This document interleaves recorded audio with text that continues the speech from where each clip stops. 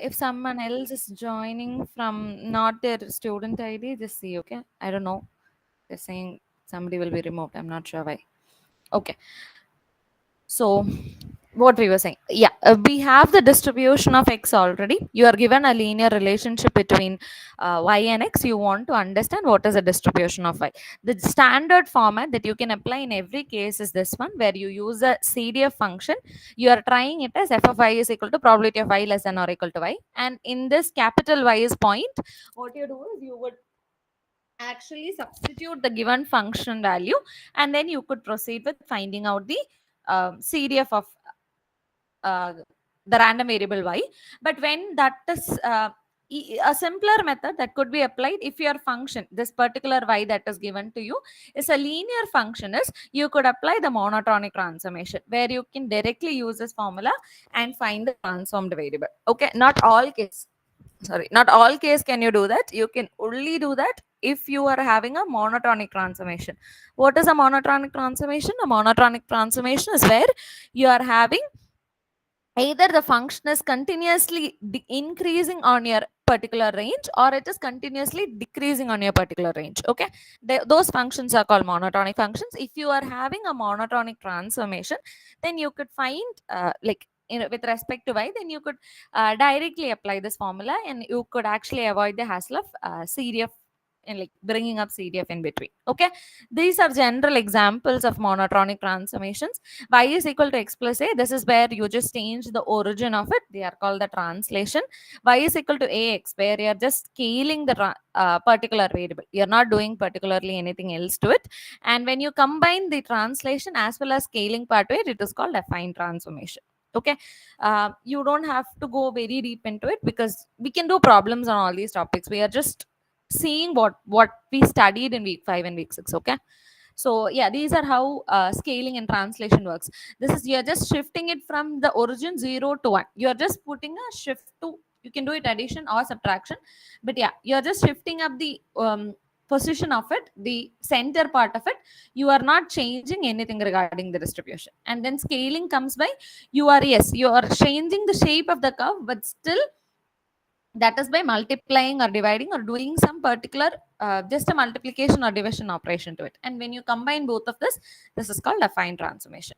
And the expected value and variance, it could be written in terms of, this is something that you have already studied in week 3. E of x, the expectation of x of a variable is simply x into f of x. Now if the function is not x, instead of e of x you have something else, then you could just simply substitute those function into here. That is e of g of x. That is function of a expected value of function of a random variable is e of g of x is equal to g of x f of x dx. Similarly, variance can also be defined. Okay.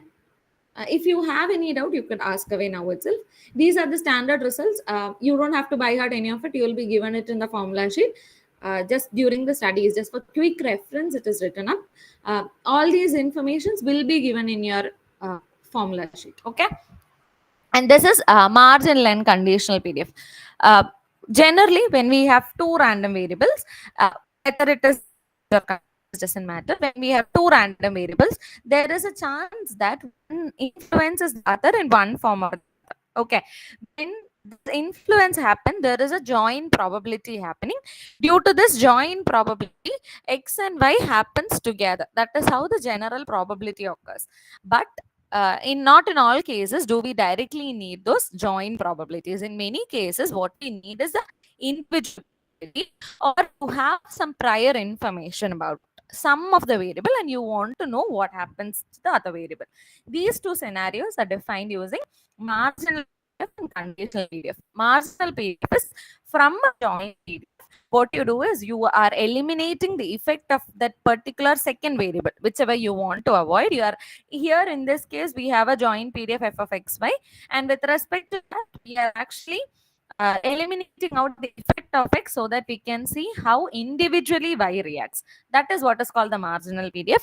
In case of a continuous variable, instead of the summation sign, you would replace it with the integral sign. And in case of a conditional PDF, what it means is that we are having a prior information regarding y.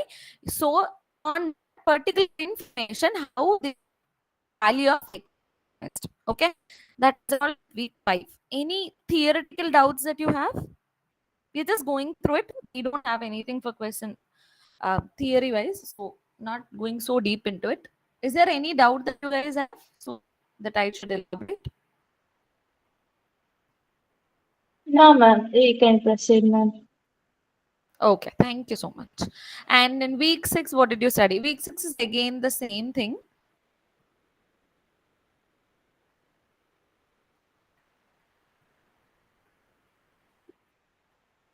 Sorry, what happened? Is the screen not visible? Oh, It's visible, sorry. ma'am. Perfect. Is it okay now? Yeah, okay, ma'am. Okay, thank you. So And in week 6, what? yeah, Huh. last slide. Oh, you want to see the last slide? Yes, ma'am. Yeah, this one. Yes, ma'am. Okay. Okay, ma'am. Thank you. You want me to explain or just you want to note down the formula? Yeah, ma'am. Not done, ma'am. Okay, fine. Noted, We'll ma'am. share this PPT if you want later. Okay, Okay, ma'am. after Okay. the session. Okay. So week 6, what we are doing is more the same thing. We are continuing the same topics along marginal, conditional, and we are just also inducing the concept of independence to it. So as you just said, joint density is when two variables, continuous or discrete, doesn't matter. It is not joint density is in case of continuous. That's why this is written like this. If you are doing it in terms of just like the discrete case, you would just say joint mass function. Okay, so that's fine. You can commonly refer it to as density function. So when two variables have influence on each other and there is a combined probability that is happening, the joint probability that is happening, that is what is represented through a joint density. And the individual effect of these random variables, like how they act individually without the influence of anything else behind it, it is how it is acting on its own, that is called as the marginal density. And you say the two random variables x and y are independent if you can write the joint density as a product of marginals. Okay, whether it is in discrete case or in continuous case, it doesn't matter. If you could represent your joint density as a product of your marginal densities, then the random variables are said to be independent. Okay, now what happens is, if your random variables are independent, you can directly say that f of this is f of y given x. What is this? This is just conditional density of y given x, right? So just like the conditional probability that you had actually studied in stats 1, conditional probability was what? Probability of a intersection, sorry, a given b is equal to, where a and b are two events, you could simply state it as probability of A intersection B divided by probability of B, right? That is the probability that it would occur divided their whole probability, the whole marginal probability of B. Similar to it, what we are doing here is the joint density divided by whatever marginal density of the given random variable. That is how the conditional density is as such defined. Now, again, if x and y are independent, then f of y given x is actually going to be equal to what? It is going to be equal to f of y, because y, you could express f of xy as f of x into f of y, and f of x would cancel out. You will directly get f of y. Okay. And similarly, you can express this joint PDF as a product of these conditionals based on, you could just cross multiply. What is here? F of xy is equal to fy given x into f of x. Similarly, from here, you could get f of xy is equal to fx given y into f of y. So these both are equivalent terms. The joint PDF can be expressed in terms of conditional PDFs.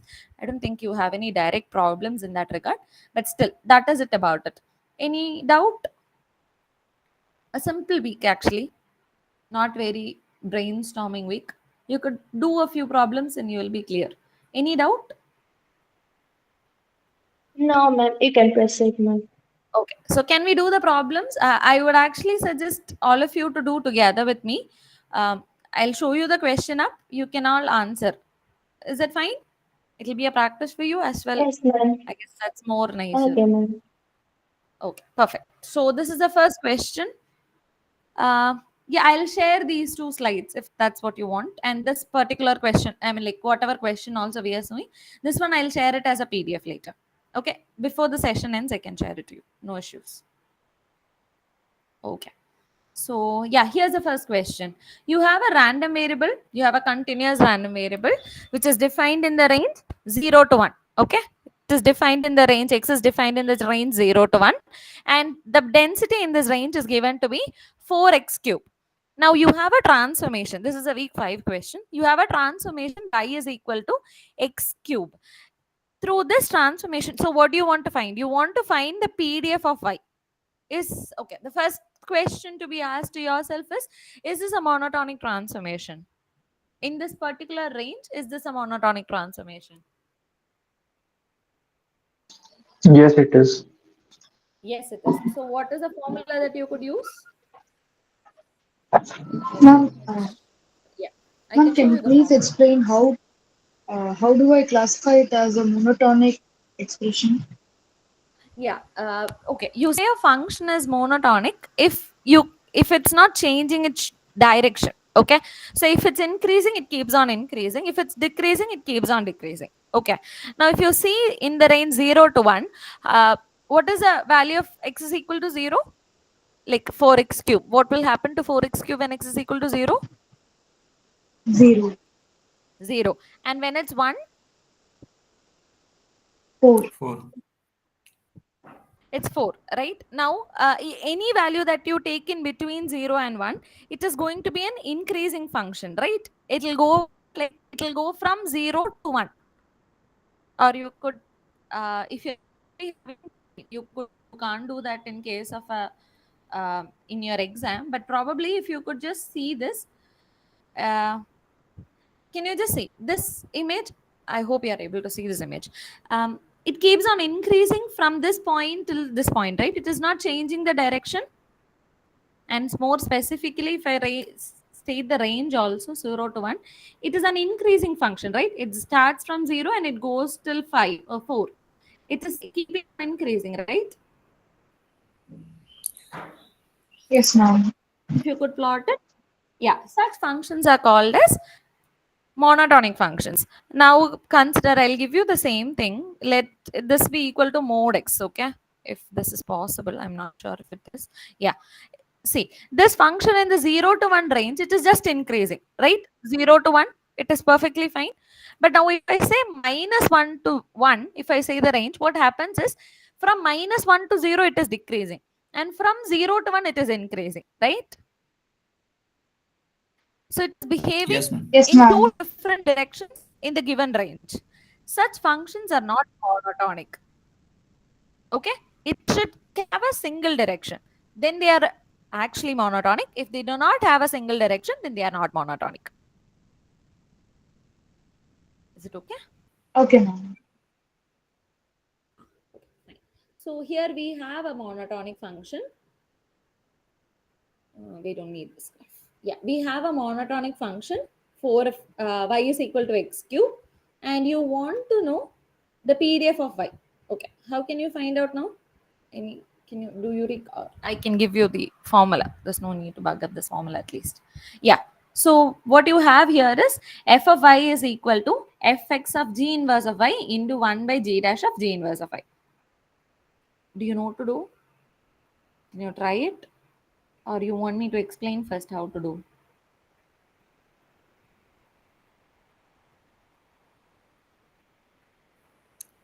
Please You do, ma'am. explain, ma'am. Okay, I'll just go through once and then you should all try. Okay, I'll just say how to do and then you should all try. Okay, the first step is what we need here. What we need here is fx of g inverse of y. That is, you need to express the PDF of y, fx of g inverse of y, right? So you need to express this PDF of y. This is f of x. You need to express this f of x in terms of y. Okay. So what is x cube directly? Here it is very simple. What is x cube given as? What is x cube given as? It's directly given, right? Y, X cube is given Y. as, yeah, x cube is given as y.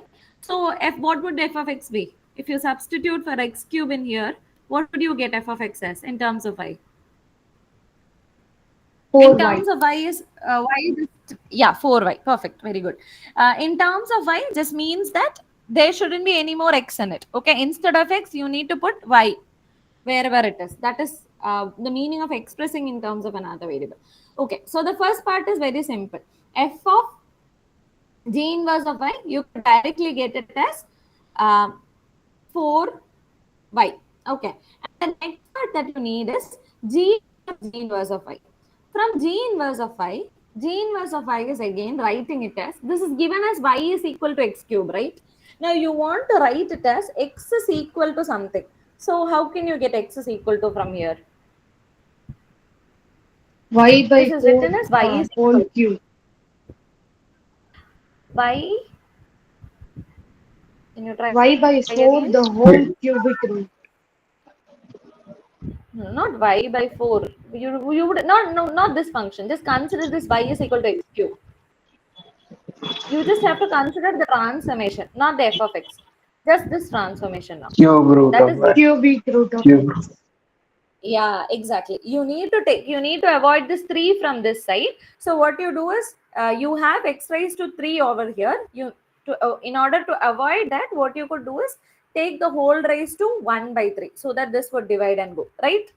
The whole raised to 1 by 3. So on the right hand side, what would it be? You do the same transformation, right? So this is y raised to 1 by 3. So this is what is called the thing that you write instead of y is equal to, in terms of x is equal to, that is what is called as G inverse of y.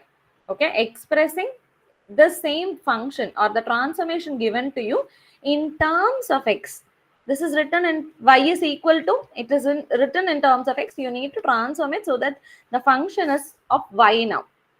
Okay, this is what is called J inverse of y. You have gotten J inverse of y as y raised to 1 by 3, and you want to know what is G dash of G inverse of y, and how comfortable are you with differentiation? What is the derivative of y raised to 1 by 3? G inverse of G dash of G inverse of y just means you need to take the first derivative of this one. What is the rule for derivation? What is the derivative of uh, x raised to n? Nx power n minus 1. Nx power n minus 1. So what is n here? 1 by 3. What do we have as? Yeah, 1 by 3. So nx raised to n minus 1 would be what? Hence, this is equal to nx raised to n minus 1. N is 1. Yeah, 1 by 3. Y raised to? 1 by 3 minus 1. Yeah, 1 by 3 minus 1. And that is going to be equal to? 2 by 3. Minus 2 by 3. Negative 2 by 3. Is it? Yeah, negative 2 by 3. Okay. Now to substitute in this particular formula, we have gotten every values, right?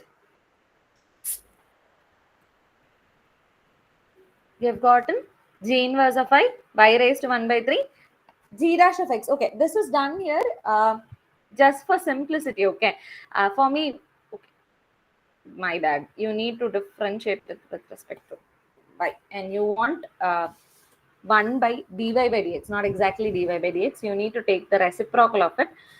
Maybe you can do it just directly from here. This is more easier. You can just find dy by dx directly from here. Dy by dx is going to be equal to 3 times x square, right? If you could do it from here, I guess this is more easier. But yeah, if you take like this, just that you need to take the reciprocal of this. Or actually, the formula says 1 by g dash y. This means that we need 1 by you actually need dy by dx. So just to do Ma'am, your voice is this, breaking. you will have to take the reciprocal of this because we are Ma'am, your hello. Okay, voice is is it okay now? breaking. Yeah, got it. Is it okay now? Yes, ma'am.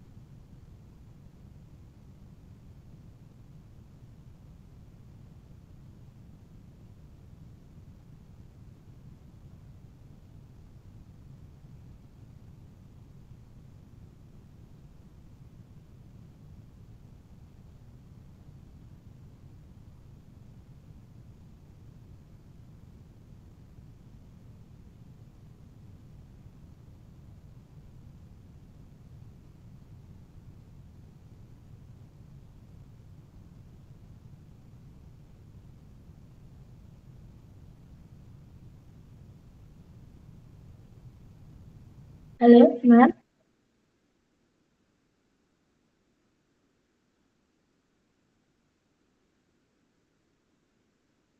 Is it audible for everyone? Hello? It is. Their connection is lost. Oh, okay, okay. Thank you.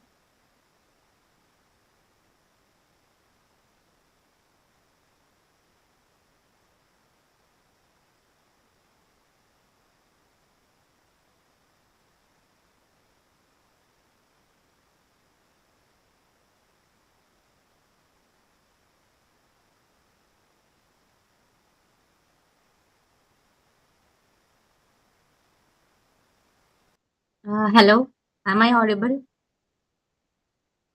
Yes, ma'am. Yes. Yeah. Yes, ma'am. Surya ma'am will join 2 minutes. Her network is got some error, so she will join soon. So just wait for 2 minutes. Okay. Okay, ma'am. Okay, ma'am. Can you can you share that PPT, ma'am, in the WhatsApp group? Yeah, they it will share after the session in the group. Guys, Ma'am, Okay, can ma'am. you please share the PPT at the end of the session and the meeting messages? yeah. It will be shared.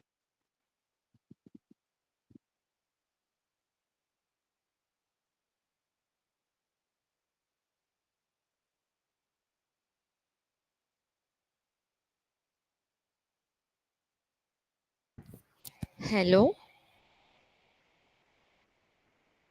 Yes, ma'am. Okay. It's Sorry. audible, ma'am. Okay. So sorry. Uh, I'll just read.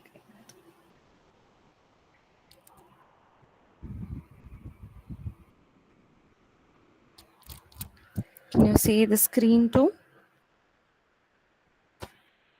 Yes, ma'am. Ha, okay. So what we were saying was to find this, what we actually need here is g dash of g inverse of I. Okay. This is where you could express the first derivative of g inverse of I. You want the reciprocal of it, right? You want to write 1 by g dash of g inverse of I. So instead of actually finding it in terms of y, you could directly find it in terms of x and express this x as in terms of y. Both will give you the same answer. If you just take the reciprocal of whatever we found now, you can find the reciprocal of this as I guess like 1 by this is going to be equal to 3 times y raised to 2 by 3, right? If you just take the reciprocal of this, that is what we will get. So you can directly either find it from 3x square, substitute for x because you have already found x as y raised to 1 by 3. Even then you will get the answer as 3y raised to 2 by 3. Or if you just found out the derivative dx by dy, if you actually found out that, then also you will get the same answer. What you actually here need is dy by dx. Since we are directly finding out dx by dy, you just need to take the reciprocal of it. Okay. Now, since you have all the values, are you able to obtain what is f of I? Can just substitute all these back and obtain f of I using this formula. You have what is g inverse of I. You are given f of x as 4x cube. So instead of 4x cube, write that in terms of, write the PDF of x in terms of y and then express the derivative, whatever we are getting. Like that is actually technically called a Jacobian. So you are going to multiply the Jacobian with it.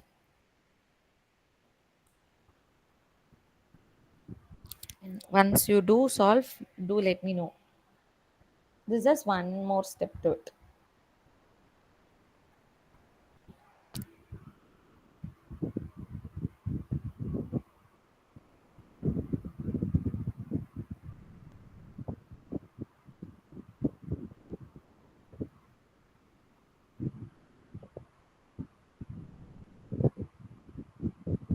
What is the first term?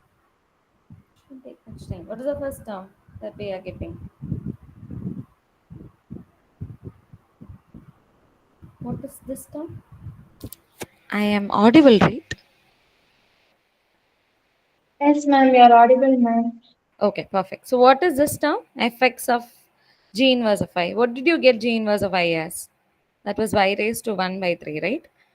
So what is fx of g 4 inverse? into Yeah, 4 4y. into y. Yeah, 4y. Good. Into 1 by. What was g dash of g inverse of y? Y to the cube root of y. So 4 into cube root of y. No, no. You don't substitute it back in terms of f. F is done. You just had one term of f. Okay. You can just set beside the 4x cube value. What you now need is just the derivative of g dash of y. You don't need anything else over here. You just need, Okay. yeah, you just need the derivative of this particular transformation. We just found the derivative, I guess. What we are getting for g dash of g inverse is y is 3y raised to 2 by 3, right? Is this Yes, not ma'am. clear? Yeah. If you just substitute this back into the function, what we are getting is 4y into 1 by 3y raised to 2 by 3. Right?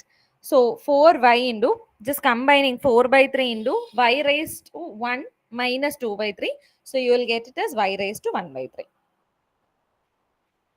Ma'am, And I have a doubt. G dash of G inverse of y.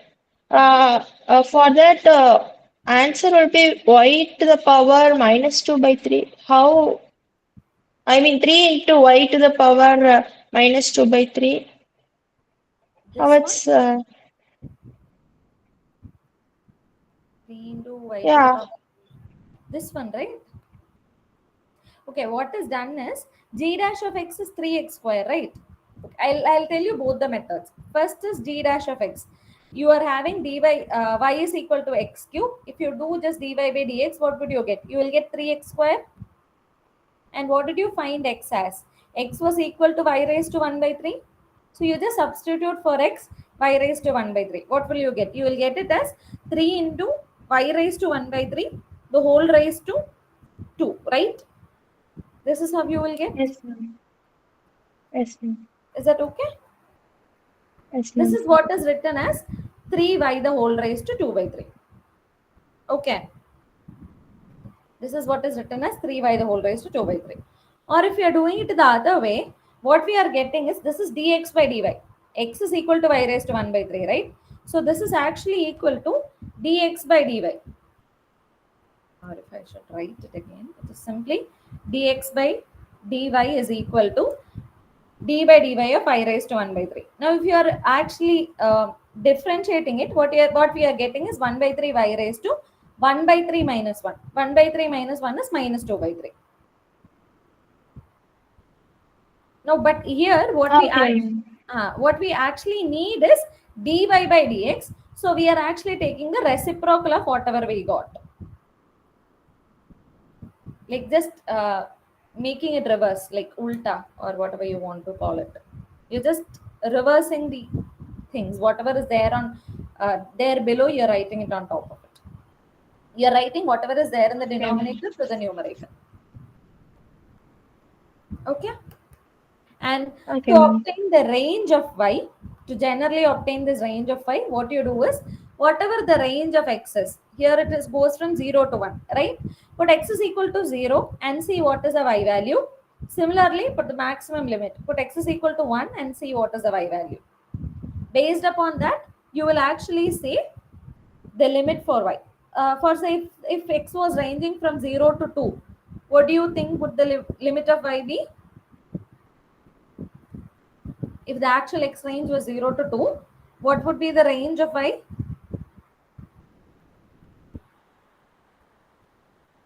Okay, what would be the range of y? Y is equal to x cube is 2 given. to the power 1 by 3. Just directly substitute. You just have to put x is equal to 0 and x is equal to 2 here. You don't have to do anything. Ma'am, why do we have to put x equal to 1, whereas the limit is x equal to 0 to 1? No, here the limit is 0 to 1. Just I'm asking a different question. What if the limit was 0 to 2? What would be the limit then? You just have to put 0 and 1 here in this case. 0. Okay, so maybe the range from 0 to 2 is 0 to 8. Yeah, perfect. If it is 0, the limit y value is 0. When it is 2, it is going to be 2 cube, which is equal to 8. Okay. Just to make sure that you guys got the concept. Fine, right? Any doubt in this question? I'm not, and also I don't think this formula is given in the particular quiz formula sheet. Okay, I'm not sure of it. So beware of it. Or if you're actually finding that difficult to remember this extra formula, you can apply the standard formula that we'll apply in the next question. Okay, it works always. The standard formula works always. So if you feel confusing, just use the second formula. Okay, so can we move on to the next question? Any doubt here?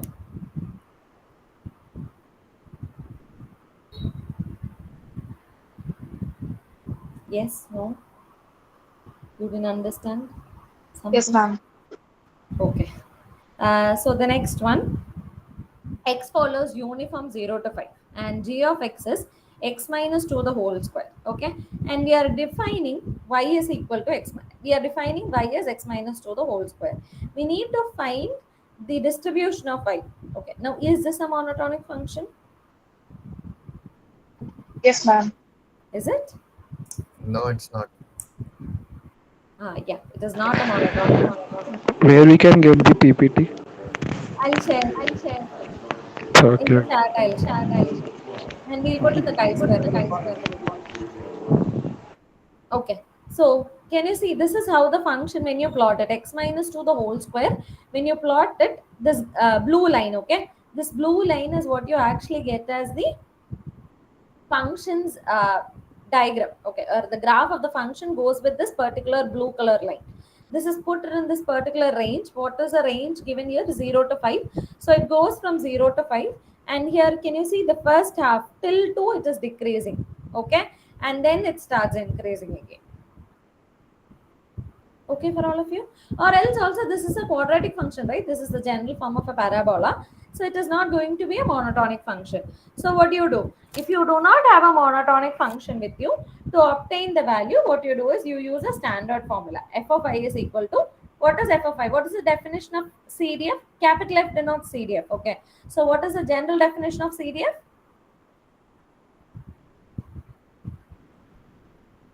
What is the general? It is written over there, come on, some of you can actually find out at least. What is the general definition of CDF? No idea? What is the difference between a PDF and a CDF? Somebody do give a try. What is the answer? What is the definition of CDF and a PDF?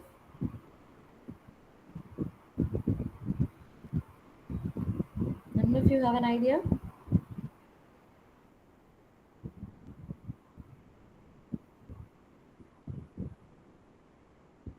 Nobody wants to give a try? Not sure? Okay. PDF actually gives you the value at a particular, like the probability value at a particular point. Okay. Whereas CDF will give you the cumulative probability. What is the probability till that point? So if I'm writing small f of I, it means that I want to know what is probability of, what do you obtain actually on f of I? Small f of I. If I'm writing it as small f of I, that means I'm getting the probability of y is equal to y. Okay, or in case of continuous distribution, even though at the point a particular probability is 0, it is a functional value. Whatever is a function present in that, what is the equation of the function present at that particular point, that is given by small f of I. Whereas capital F of I will give you probability of y less than or equal to y. That is what is the probability till that point. Okay, maybe till this particular point or whatever point that we are considering. So what is the probability till that point? That is what is given by CDF. What is the point at that point? That is what is the probability at that point? That is particularly given by small f of I, the PDF. So to find the distribution of y when the transformation is not monotonic, what we do is we calculate the CDF. Okay, so by definition, CDF capital F of y is equal to probability of y less than or equal to y.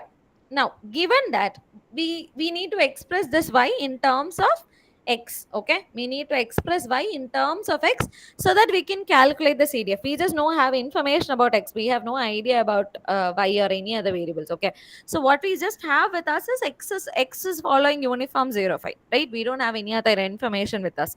So to do that, what we are trying to do is we are going to express this y in terms of x. What was given? We are given that y is equal to x minus 2 the whole square. That is our question says, right? That is what our question says. Y is equal to x minus 2 the whole square. That is what our question says. So this is going to be equal to probability of x minus 2 the whole square less than or equal to y. Okay, when you remove the square, what will happen is probability of x minus 2 is less than or equal to plus or minus root y. Or you can simply say probability of x less than or equal to plus or minus root y plus 2, because this minus 2 comes to the right hand side of the inequality. So what it becomes is probability of x minus 2 less than or equal to plus or minus root y. So probability of x less than or equal to root y plus 2. Okay, plus or minus root y plus 2. Now, where this actually is coming as an issue is, can you see in this range where I've drawn this black line on this particular highlighted portion that I have just shown now, there is a functional value to the left as well as to the right, right? You can see the blue curve. It is happening over here, through here, as well as it is happening over here. Now, how many of you have actually gotten an idea of how to take limit from graphs? I guess you have all studied it at some point. So you can see that here you have this graph as well as this graph, but on this side you have only just this particular blue line. You don't have anything on your left hand side. That means that the lower limit for this particular x value, here it is one value and here it is a different value. That is why we are actually supposed to draw this function. So can you tell me on the first half, like this is the first half, if I'm considering this as the first half, what is the lower and upper limit of my x? Because we have only the x information, we need to integrate it with respect to x only. So if you are doing that on this first half, what do you think is the x limit? What would be this value? Um, Yeah, uh, minus root y plus 2. yeah, minus root y plus 2. Very good. And what is the upper limit? Root y plus 2. Root y plus 2. Very good. So the first half in this region, that is to the region 0 to 2, what you have is when x is from 0 to 2, what you have is you have both the regions, right? Okay, maybe not from 0 to 2, whatever. On this first region, you have the lower limit is minus root y plus 2, and on the upper limit is root y plus 2. And what about the other second half? What is the lower limit in the second half? What is the lower limit in the second half?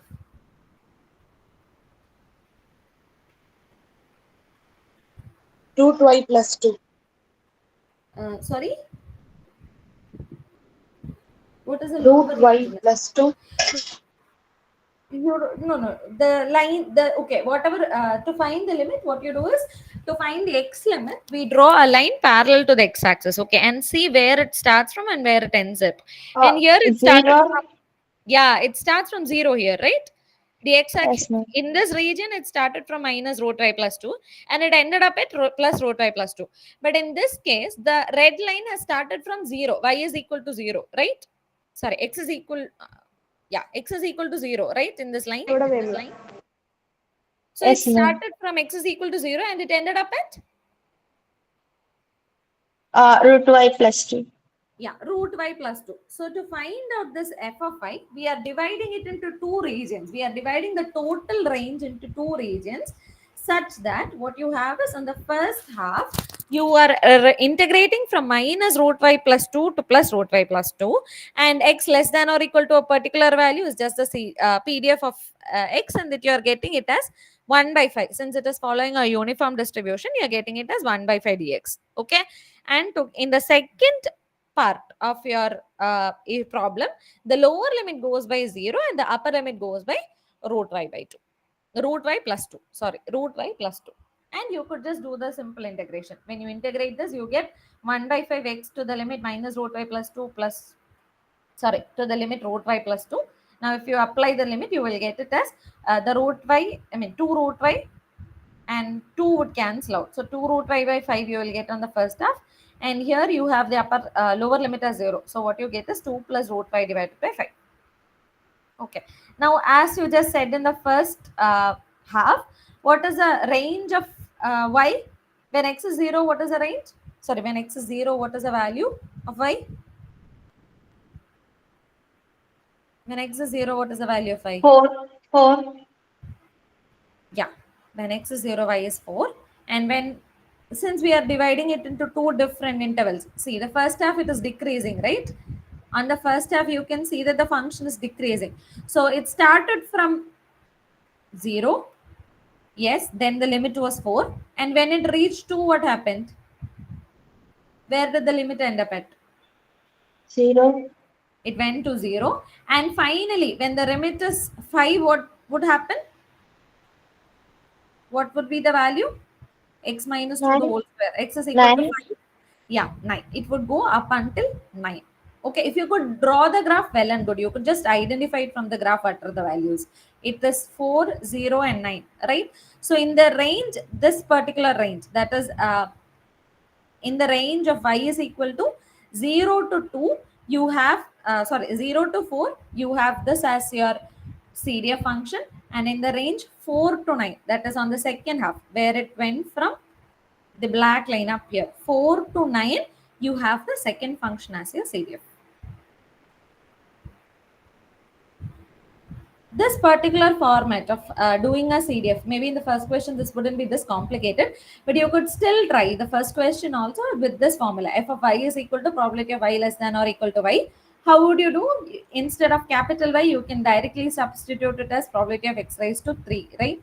So you'll get probability of x cube less than or equal to y, or you can write it as probability of x less than or equal to y raised to 1 by 3. And find out the same PDF value as you did just now. Okay, the first part could be done both ways, but this formula could only be applied if it was a monotonic function. Is it confusing? Is it okay? Ma'am, how is the f of I, the integral of 1 by 5 dx, ma'am? This one? Because we are writing it as probability of x less than or equal to some value, right? Since it is probability of x, we have expressed those whole y in terms of some x value. Now this is simply the CDF of your x variable. Since we have already expressed this in terms of x, this is simply the CDF of your x variable. That is why we are integrating it with respect to x. Ma'am, no, no. Why is that 1 by 5 dx instead of x minus 2 the whole square? No, we need to find the probability function, right? X minus 2 was a transformation given to x. Okay. Now we want to know under this area, what under this particular curve, what is the area? That is what is giving us the probability, right? Now to find that, what would you use? You would use the CDF function, no? I mean, you would use a probability function, no?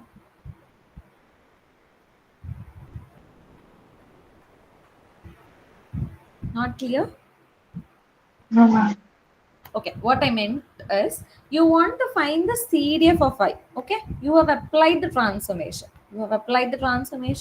Now to find probability of some value, you want to find probability of x less than or equal to 5.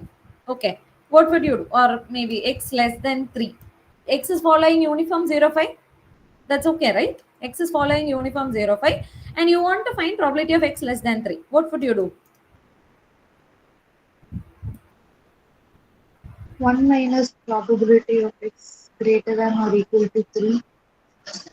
Okay, why would you want to do that? 1 minus probability of x greater than or equal to 3. Okay. Still, you need to find this particular probability, right? How will you find this one? Integral of 0 to 3 f of x. Yeah, exactly. What you do is integral 0 to 3, because you have the limit from 0, you have the upper limit is 3 to f of x dx. What is f of x in case of uniform? It is defined from 0 to 5. So what is f of x? 1 by 5. Yeah, 1 by b minus a, right? Which goes by 1 by 5. So to find probability of x less than 3, what did you do? You started it from 0, you integrated it up to 3, and you put the PDF function, right? Similarly, you want to find probability of x less than or equal to plus or minus root y plus 2. This is just a value. Just like 3, this is just a value. It is just that it is expressed in terms of y. So you will have to use the probability function of x to find out this probability, right? Because it is written x less than or equal to some value. It is a function of x now. So you could directly use the probability of x, right? Yes, ma'am. That is why we are using it as 1 by 5 dx. Now, how would you find probability of 1 less than or equal to y less than or equal to 6.25? It comes with the second part, okay? This is probably the higher weightage question. So, how will you find probability of 1 less than or equal to y less than or equal to 6.25? F of 6.25 minus f of 1. Yeah, perfect. You can actually do if you don't have to calculate the CDF PDF in that case, you can directly do. Where will you put f of 6.05? In which function will you put? There are two f of I values, right? So which one will you use for f of 6.05? The second one. Yeah, you should use this one for f of 6.05, and for f of 1, which one will you use? The first one. Last one. First one.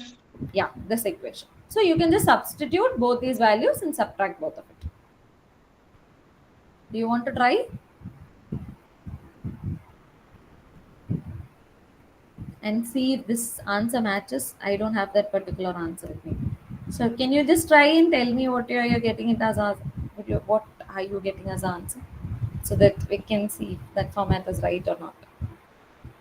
Just substitute 6.25 into this y function, and just substitute 1 over here, and let's see what we are getting.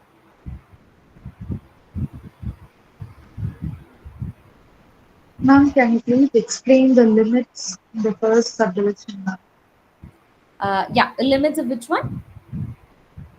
Both, ma'am. It's confusing. Okay, root.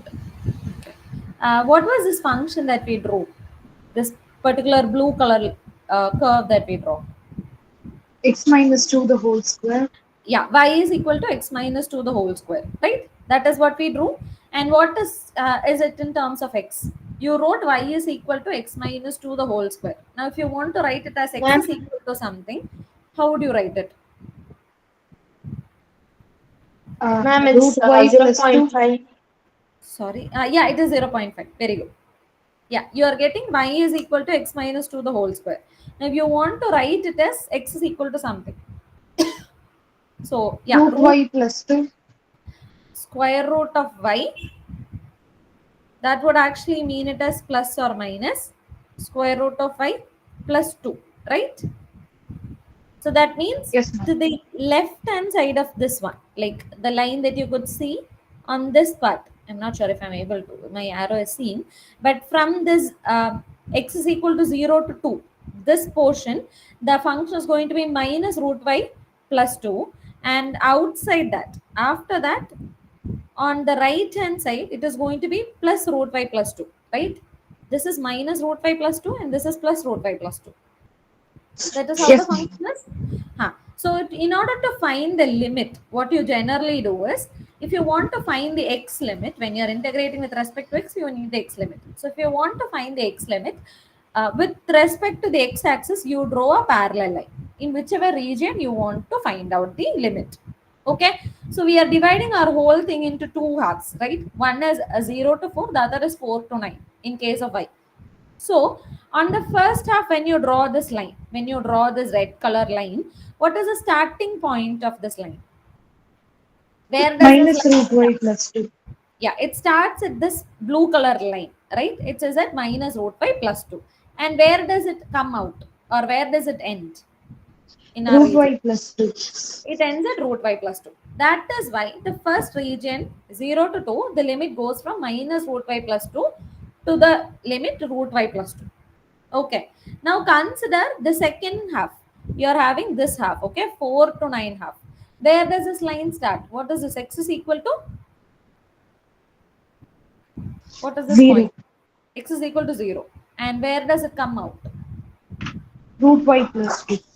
It still come out of this blue line, right? Root y plus 2. That is why in the second half, we have the limit as 0 to root y plus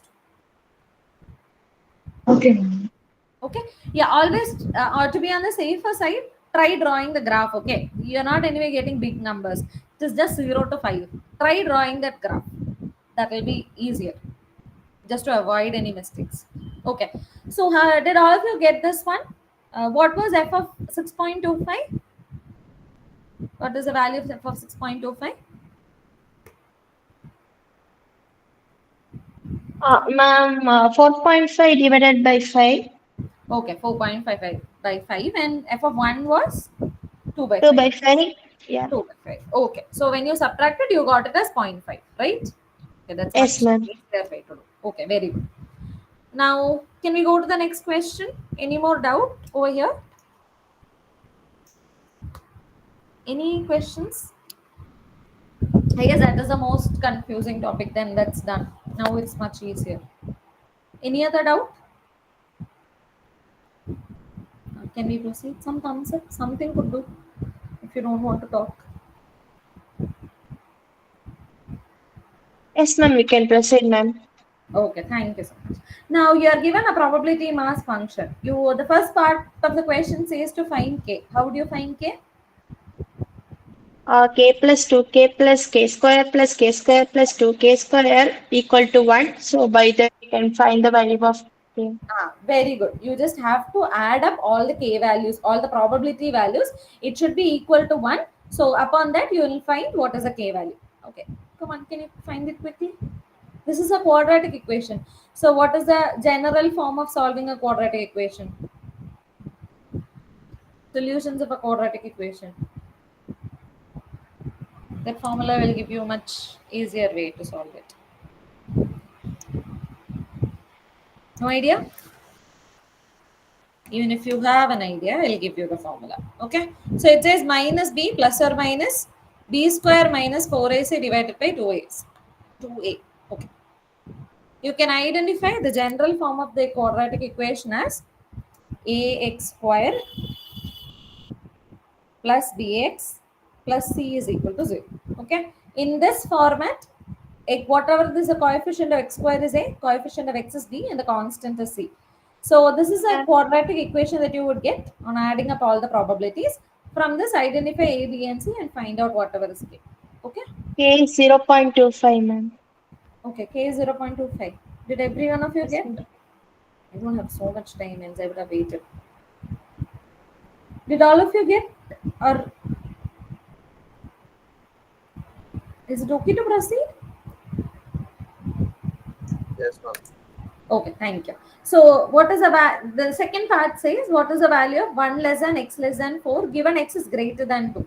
So, when x is greater than 2, okay, just by the conditional probabilities formula, what is probability of 1 less than x less than 4 given x greater than 2? What will be the numerator and denominator of this particular probability? You Uh, see, Joined by marginal. yeah, and what is the joint region? What are the values in the joint? Uh, X is equal to 3. Yeah, x is equal to 3, and what is the denominator values? P of x is equal to 3 plus P of x is equal to 4 plus P of x is equal to 5. X is less than 4. Okay, x is greater than 2. Yeah, it can take all three values, 3, 4, and 5. Okay. Now, so the numerator is just going to be k square, that is 0.25 square divided by the k. Okay, k square plus k square plus 2k square, that is 4k square. So 4 into 0.25 square. Easy question, right? Then you could find the probability then.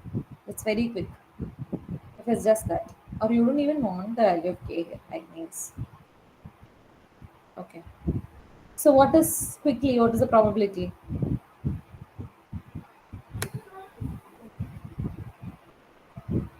Is it 1 by 4, ma'am? Yeah, it is 1 by 4. The k square would cancel out, right? So if you found out your Yeah. k value is wrong, the k square would cancel out. This is a much simpler way, and nice that you, if even if the first part is wrong, your second part wouldn't go wrong. So it's all good. Okay, the next is the same way, but you have a continuous distribution instead of a discrete distribution. How will you find k here? The first part says to find k. So how would you find k here? Integral of um, x and the integral of y, then x plus y by k. Huh. So equal to 1. So by that we can find the value of k. Yeah, perfect. Integrate it over the limit of x and y, the PDF, the join PDF function, and equate it to 1. On solving, you will get k. Can you try? All of you do try, Yes, ma'am. okay? Don't skip doing the problems. If even if not in the session, do take 2 3 PYQs and do sit and solve. Just don't look at the solution and see that I know to do, because we make so many silly mistakes in the exam hall. So please, and all of you could please call me Sukanya. I am also just a student like you guys. What is the value of k that you will get? Is it 1/4, ma'am? Is it 1 by 4? I'll have to check. Answer is not sure. I don't think it's 1 by 4. Can you recheck your calculation? Just once. Maybe my calculation is also wrong still.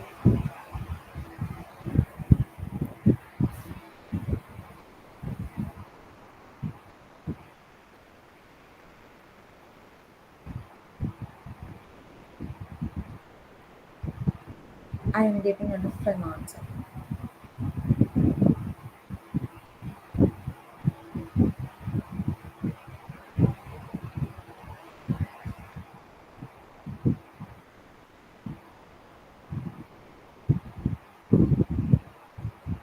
I've hardly got one more problem. Then we can start the next one.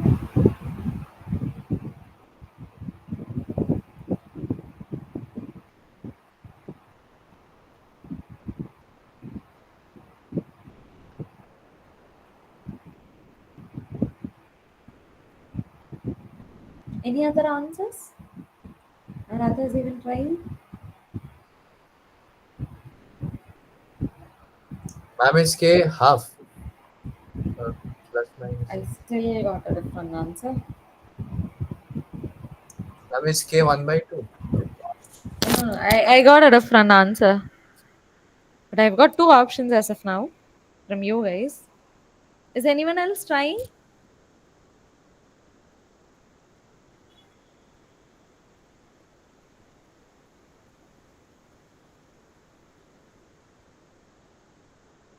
Any other Ma'am, answers? I have a small silly doubt. First of Yeah, all, yeah. we should integral with respect to d of x or d of y, ma'am. Anything is fine. No issues. Okay, ma'am. When you have constant limits, like when the numbers are given as limits, you don't have to worry about the order of integration. You can do anything. But if you have a dependent value, then you have to check for the order of integration. I'll show you an example with that. But if you have the range as dependent between the variables, then you have to be careful about your integration order. Otherwise, it is fine. Okay, ma'am.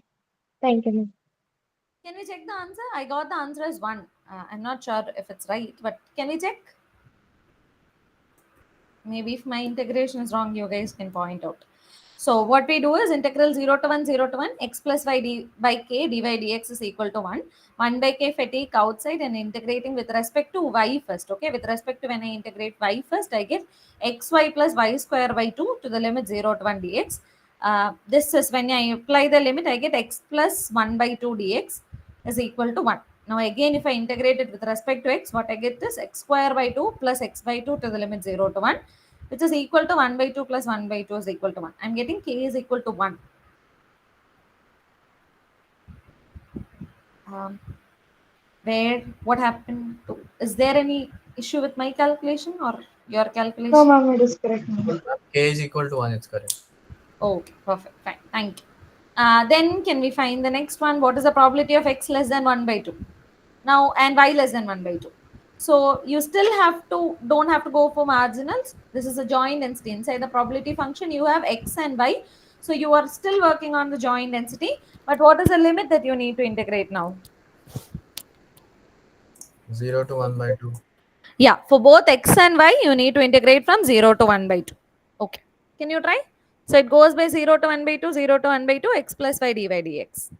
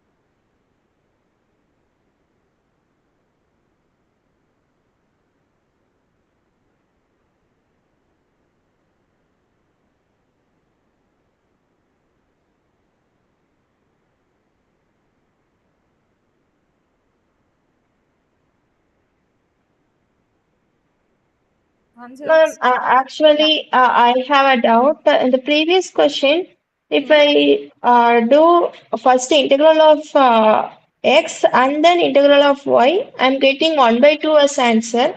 If I'm doing first integral of with respect to y and then with respect to x, I'm getting 1 as answer, ma'am. No, no, you will get the same answer. See, you are doing, say you are doing it with respect to x first, okay? Yeah, It yes, ma'am. goes by the same way, right? You will just need yx into x square by 2. The first term will be x square by 2. This will be like just this, right? I got it, ma'am. I just done some mistake. Sorry, ma'am. Thank you, Okay, ma'am. no issues. Ma'am, is the answer Yeah. for the second subdivision 3 by 16? No, I got a different answer. Ma'am, is it 1 by 8? Sorry, 1 by? 1 by 8. Yeah, yeah. That's what I got. 1 by 8. I got the same. Okay. Can we just check or do you need to try again?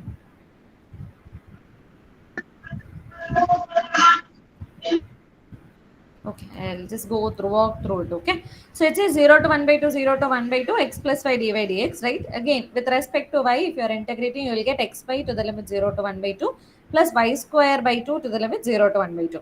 When you apply, what you get is x by 2 plus 1 by 2, the whole square is 1 by 4. So 1 by 4 into 1 by 2 will be 1 by 8 dx.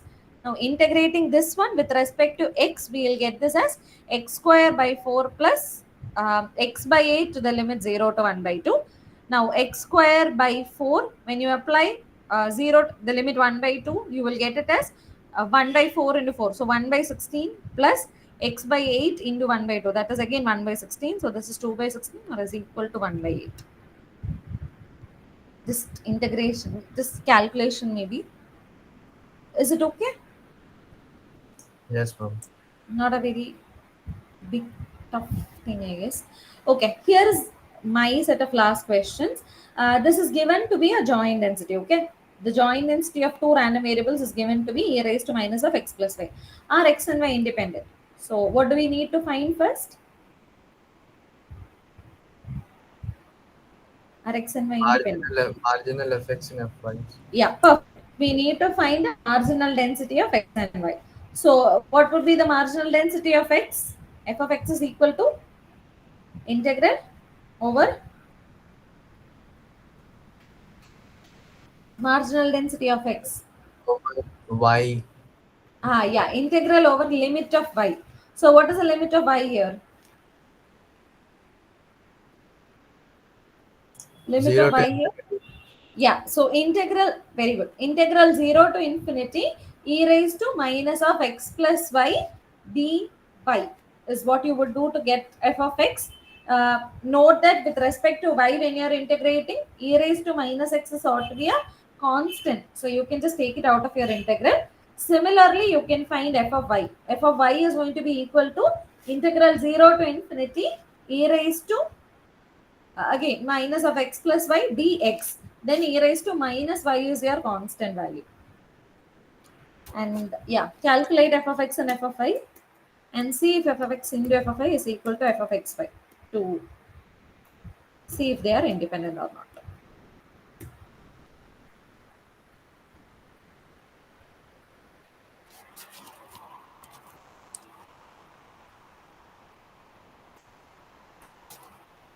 Once you are done, you can actually tell what's it, what is that you are observing.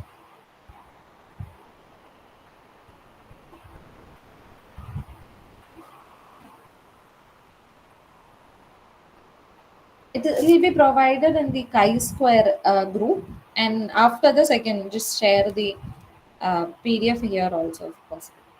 I'll do that. Ma'am, how do I join that group? Can you please send the I'll invite put the link? link. I'll put the link. Between the next session, I'll put the link. The recording will be in the Nilgiri's YouTube website.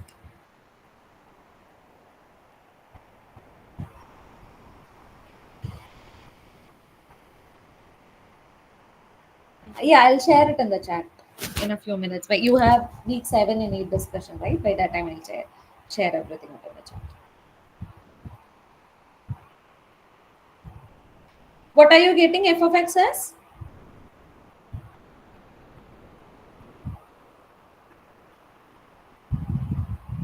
1 minus e to the power minus x. F of x.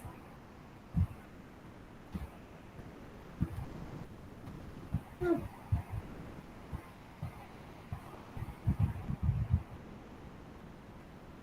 What is? No, ma'am, it's just e to the power minus x. Sorry. Yeah, a raised to minus infinity is ought to be 0. Yeah, you'll get a to the power minus x. So what will be f of I? E Still, to the power minus y. yeah, it is e to the power minus y. So f of x you'll get it as e to the power minus x, and f of y you will get it as e to the power minus y. So we are how we are integrating, we'll get e raised to minus x 0 to infinity e raised to minus y. The integral of this is e raised to minus y divided by minus 1. So because there is a division by minus 1, I've just changed the limit. So you'll get it as infinity to 0. But if this is confusing, don't go for the step. Okay. So you'll get e raised to minus x into e raised to 0 is 1, e raised to minus infinity is 0. So you'll get it as a raised to minus x. Similarly, f of I is a raised to minus y. So is this independent? Is f of I, f of xy is equal to f of x and f of y? Yes, ma'am. Yeah, f of x into f of y is simply e raised to minus x into e raised to minus y, right? So if you take minus common outside, you will get it as e raised to minus of x plus y. So therefore, x and y are independent. Now, this is the last question of the section. Find the value of x less than y. Now, x less than y is similar to y greater than x, okay? You don't have to do this. Both are equivalent conditions. Now, here in this case, you should be careful about your order of integration. This is what I was mentioning. Here, the probability or some values are between the random variables, there is a dependency. Now, you should care about the limit. Can you tell me how to find the limit of this one? X less than y. What will be the limit for this to obtain this particular probability? One, you can give it as free limit. That is, you can give the whole range limit. Another one variable will have a dependent limit. 0 to y maybe. Yeah, the 0 to y, then which one you integrate first? We should integrate x Y, first. x. 0 to y, if you are actually putting 0 to y, then that means that you should integrate x first. Okay. This actually says the upper limit of x is y, right? So if you are putting 0 to y, then you should integrate x first with respect to x first, and then go for integration with respect to y. But if you are using this condition, that is y is greater than x,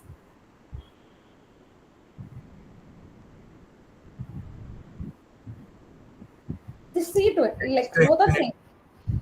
Sorry, x is less X to than y. infinity. I can't hear you. Sorry. Yeah, I guess this should be x to infinity, right? This can't be like this problem. It should go. Y should start from x. It should go till infinity. Yeah, this is how it is. Please don't go by whatever I have written. It is actually x to infinity. You can go by what you said. Just said now. Write it as integral 0 to infinity, integral 0 to y, e raised to minus of x plus y, dx dy. Can you repeat again, ma'am? What should be taken first? Yeah, if you can use either of the condition, but if you're writing integral 0 to infinity and 0 to y, okay, that means that you're putting x limit first. So integrate x first and then integrate y. 0 to y means this is going to be your x limit. So integrate with respect to x first and then integrate with respect to y. Okay, ma'am.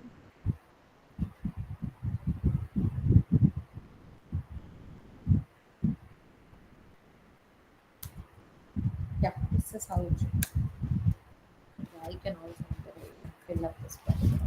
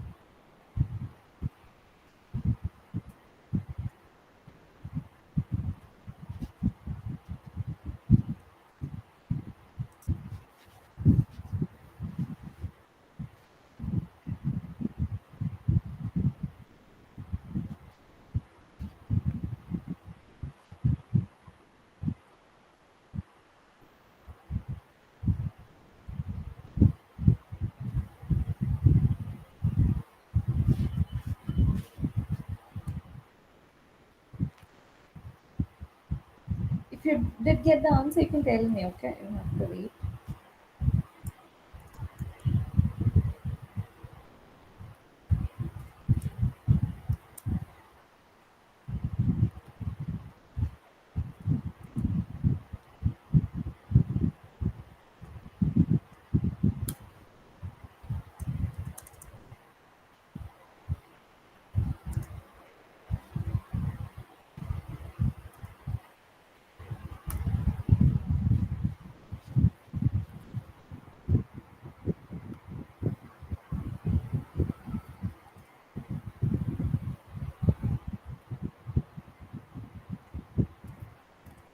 Did you guys get the answer?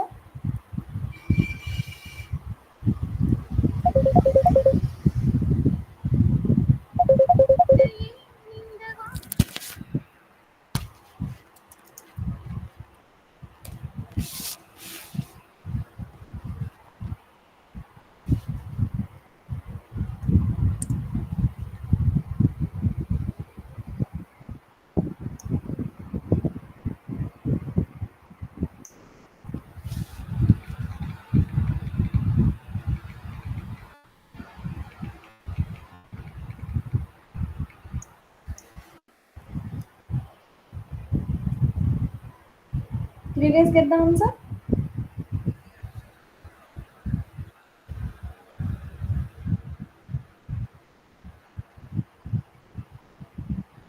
still there? Hello?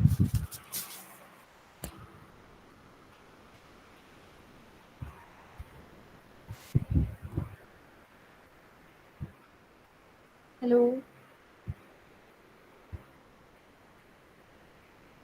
I'm trying, ma'am. Okay, okay, sure.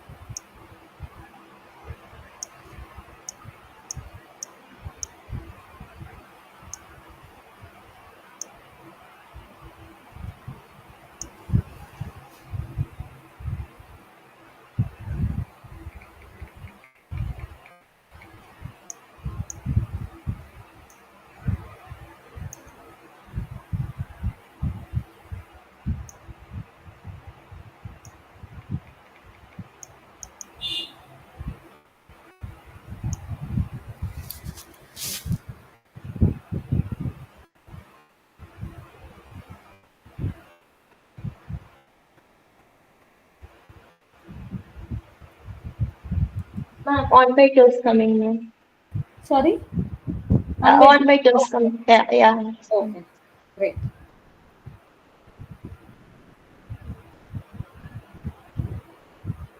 Okay for everyone? Yes, ma'am. Okay. Thank you. I'll okay. For the next half, Sino will do the briefing as of now. Any doubt till now? Any doubt? I hope nothing. Thank you so much. Yeah, welcome, Sino. Thank you, ma'am. Yes, hi. Thank you, ma'am. Yes, ma'am. Okay, can you see my screen now? Hello. Yes, ma'am. Uh, Yes, ma'am. okay. Yes, ma'am. Okay, so in quiz 2, like she said, like Sukanya said, a majority of the questions is handling the transformation of a variable and using the formulas for the transformation of variable. So from week 7 and week 8, the weightage is more for MGF and central limit theorem. So I think I should start from those topics. So first I start from moment generating function. So I will just give you an introduction about moment generating function. So here, as you can see here, MGF is defined as expectation of e to the power lambda x. And why the MGF is important is that because the here when you expand for this expression, you will get this term. So here you can see that the coefficient of the lambda power k by k factorial will give you the kth moment of x. So for example, the coefficient of lambda x will giving you the expectation of x, which is the first moment, and the coefficient of lambda square by 2 factorial is giving you the second moment, which is the expectation of x square. So as the name suggests, the MGF will give you the moments.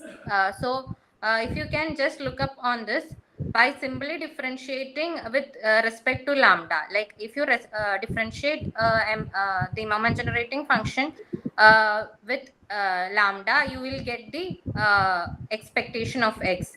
If you differentiate it two times, you will get the second moment.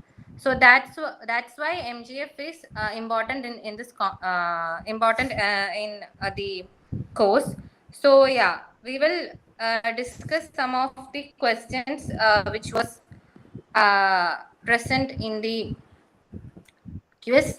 So we can take this question.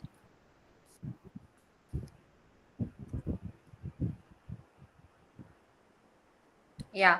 So can you read this question? Yes, ma'am. Let x1, x2 to extend the IID random variables with common MGF mx lambda. Find the MGF of x bar, where x bar is like average of Sample mean. 10. Yeah, Okay. sample mean. Exactly. Yeah, exactly. So here, can you please give me the MGF of a random variable x? So if I am denoting it as mx of lambda, so what is, by definition, what is the formula for MGF? Expected value of e to the power lambda x. Yeah.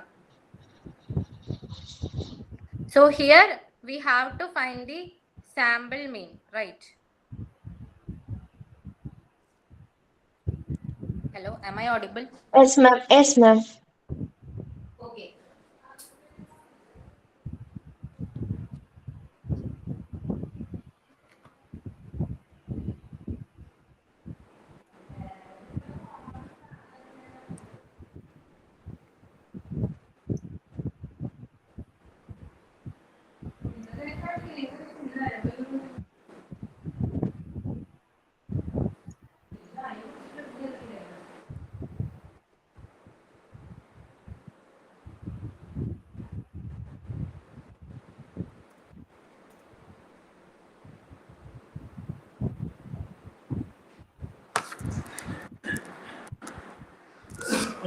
Yeah, sorry. So here we have to find the MGF of the sample mean. So here we can write it as summation over xi divided by n of e to the power lambda summation xi divided by n, right? Yes, ma'am. Hello. Okay. So there are two properties for MGF. So just note down that. So one is mx plus y of t would be mx of t multiplied by my of t if x and y are independent. Okay. And also there is another property that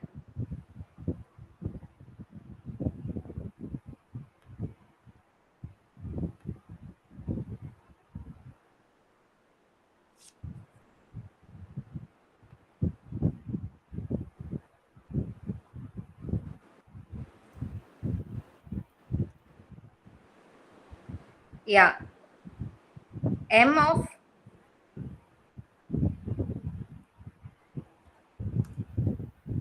am I audible? Hello. Yes, ma'am. You're audible, ma'am.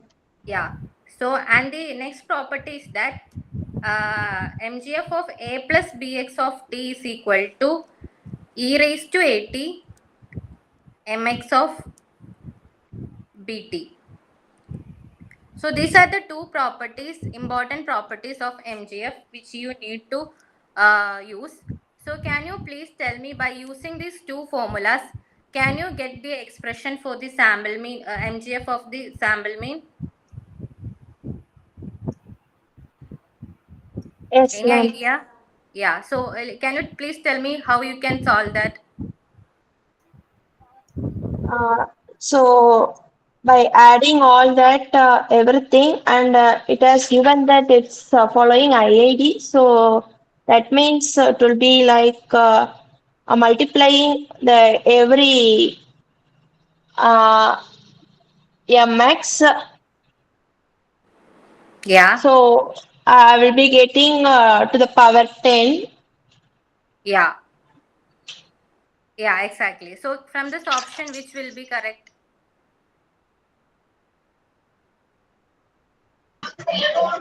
Third option. Ma'am, can you please repeat again, ma'am? I don't get it. Okay. So for first, just um, know the know the formula for MGF. This is the basic formula for MGF. Fine. Okay, ma'am. Okay, so here MGF is defined as the expectation of e to the power lambda x, where lambda is just a real number. Okay, fine.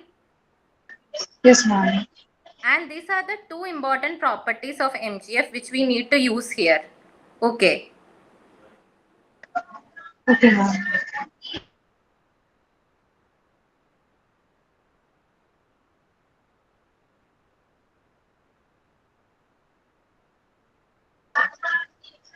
Ma'am, your voice isn't audible.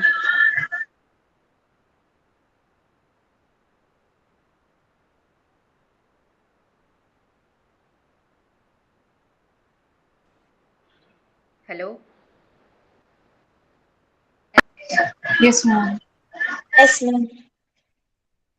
Okay. So can you, yeah, can you see the screen? Yes, ma'am. Yes, ma'am. So yeah, the first property says that what this MGF of the sum of two random variables is nothing but the product of the individual MGFs. Okay, but there is a condition that if x and y are independent only, you can use this formula. Fine. Okay, ma'am. And the another formula says that if you are giving with a linear transformation, that is a plus bx. Here x is the random variable and a, b are constants.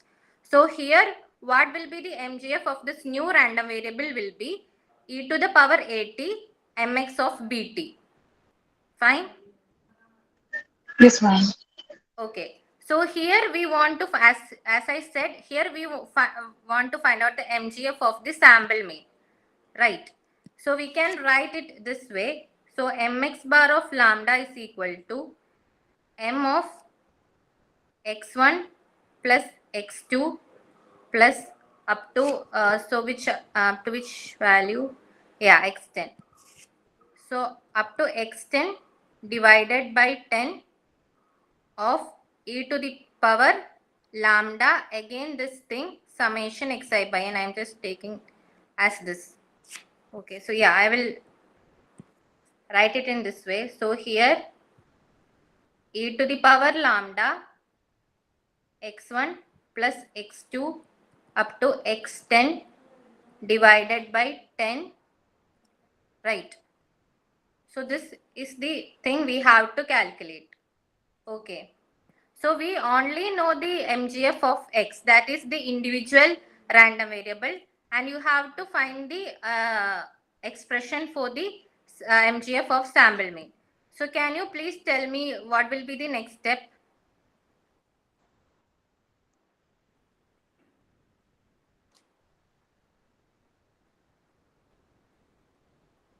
Hello.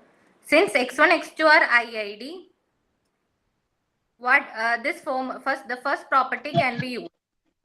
So what will be, and also here 1 by 10 is a what coefficient for each of these random variables. So what will be the next step for this expression? Maybe eat for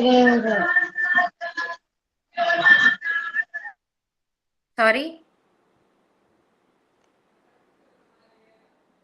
Hello, am I audible? Yes, ma'am. You're audible, ma'am. Yeah, so what will be the expression then?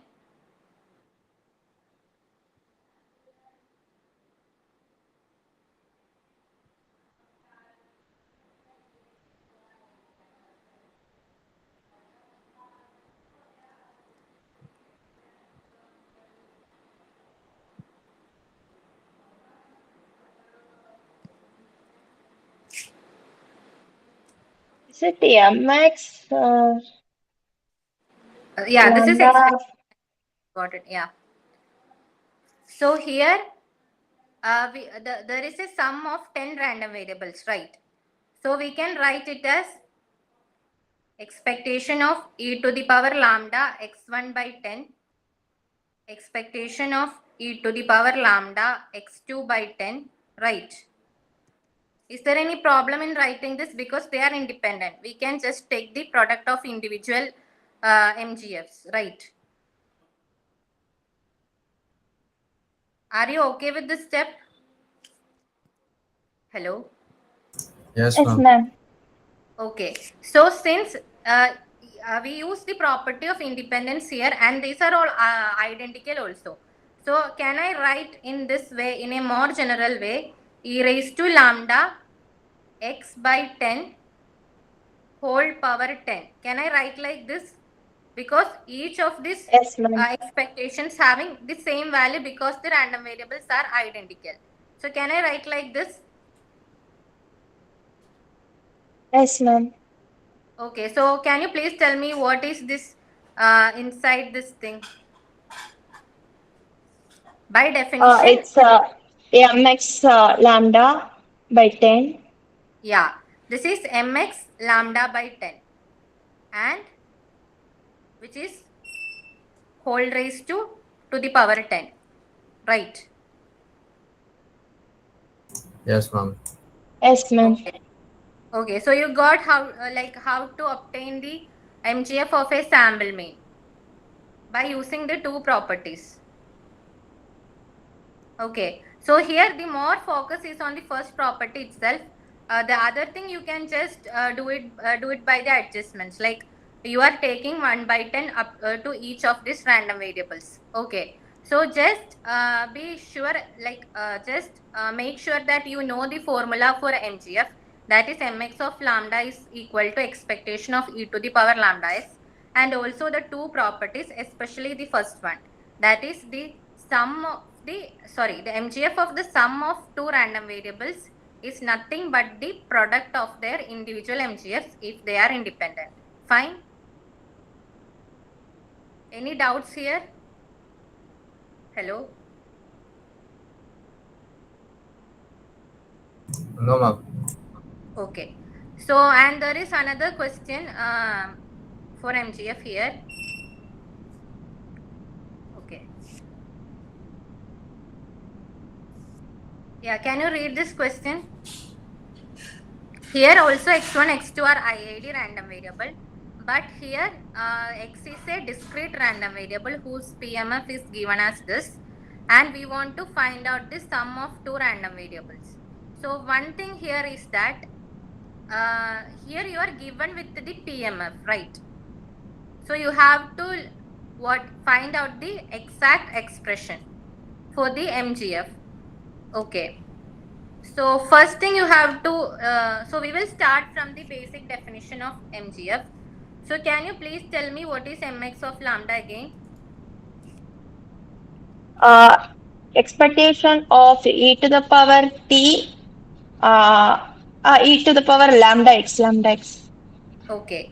So can you just give me the formula for expectation of e to the power lambda x?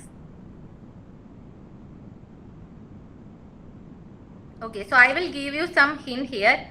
So expectation of x is what? For a discrete random variable, it is summation over x into probability of x equal to x, right? Hello. Yes, ma'am. Yes, ma'am. Okay. Yes, ma'am. And what is expectation of x square? It is summation over x square probability of x equal to x, right? Yes, ma'am. Okay. Then what will be expectation of e to the power lambda x?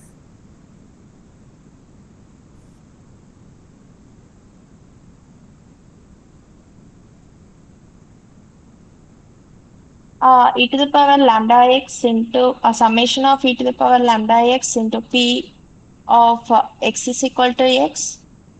Yeah, exactly. So what is this probability of x is equal to x? Like what that denote? Uh, PDF. Yeah, here this is discrete case, so it is PMF. Okay. So, PMF. okay.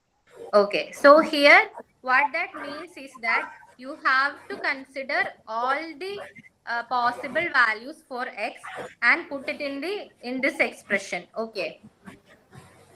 So can you please tell me from here what all values x can take from the question?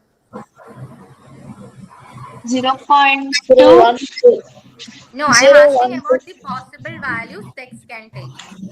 0.12. Yeah, 0, 1, 2. So with probabilities 0, 0.2, 0.4 and 0.4, right?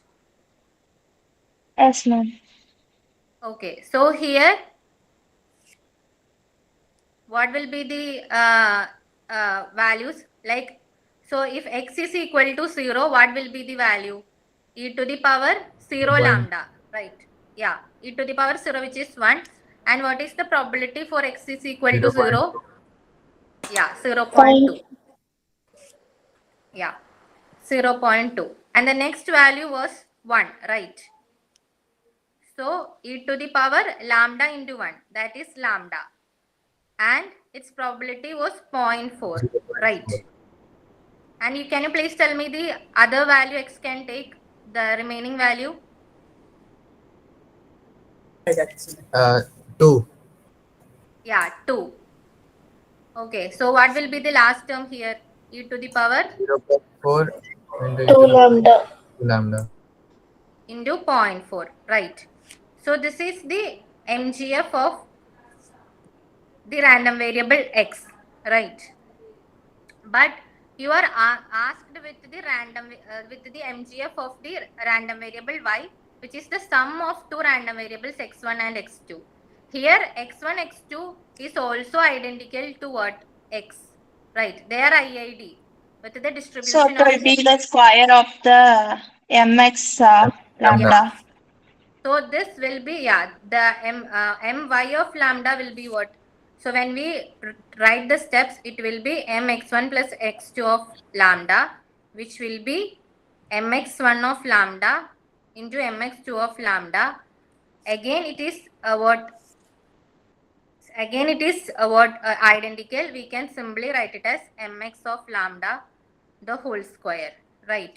So when you square this term, like when you square this expression, Ma'am, your you will, screen is not visible, ma'am. It's just sorry. saying you stop the screen sharing.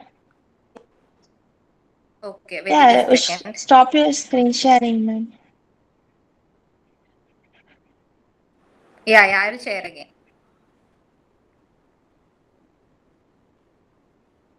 Is it Okay, visible now? ma'am.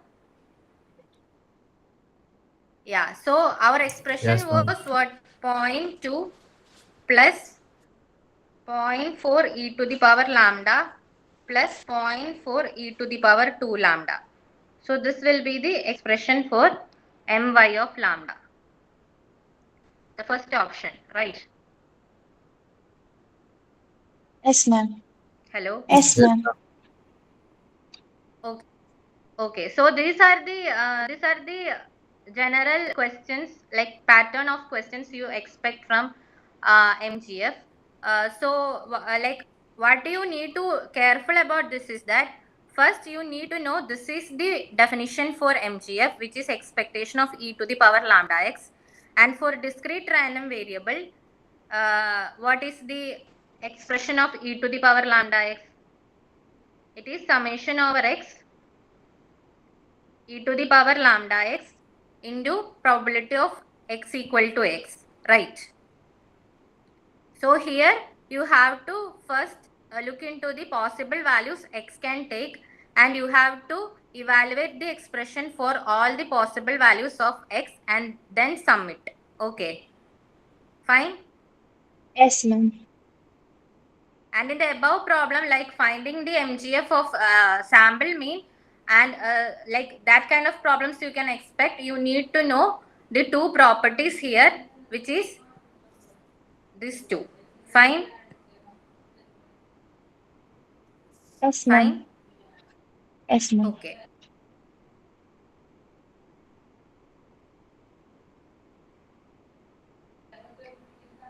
So this is the all about MGF. Okay, and here coming to the central limit theorem.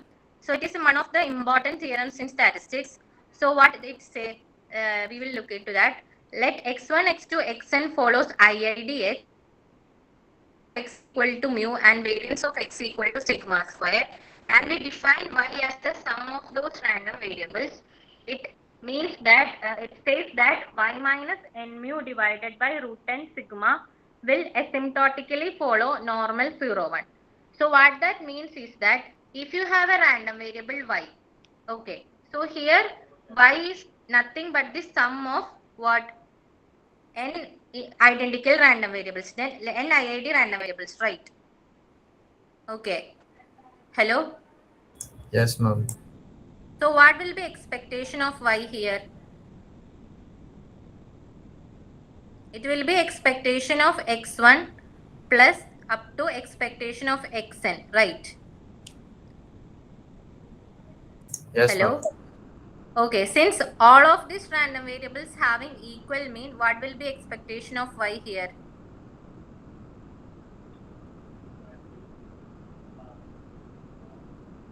Hello.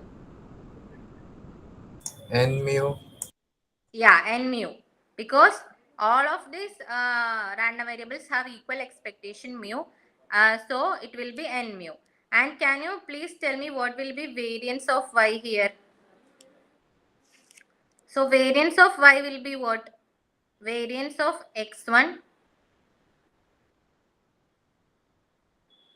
plus, Variance of hello, x2 until yeah, n. variance of x2. Since they are identical, variance of x2 plus up to variance of xn, right? So it will be Yes. what? So what will be variance of y? N sigma square. Yeah.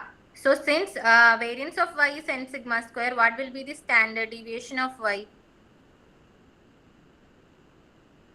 So standard deviation is the positive square root of variance, right?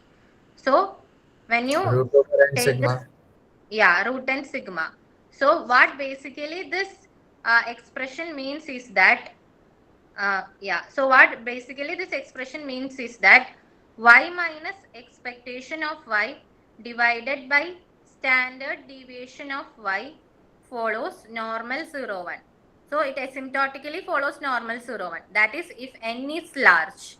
Asymptotically means if n is large, any random variable minus its mean and dividing by its standard deviation will follow the standard normal distribution. So you got why central limit theorem is important.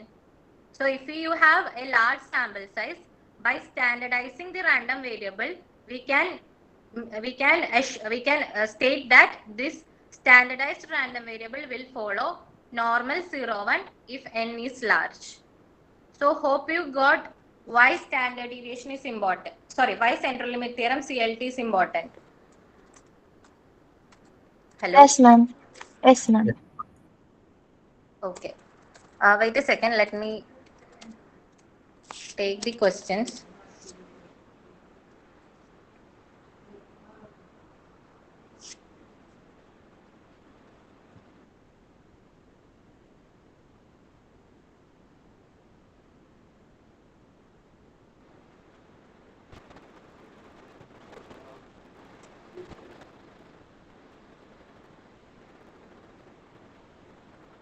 Yeah.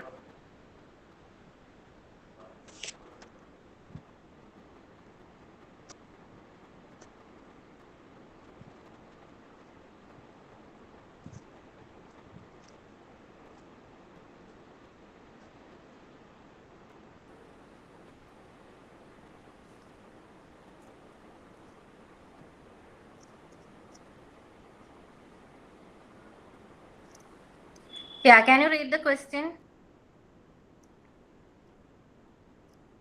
So it's A not random sa- related to, yeah, it's not related to the central limit theorem, but I thought it is a question related to the sample mean. So yeah, let's solve it. Okay. Yeah.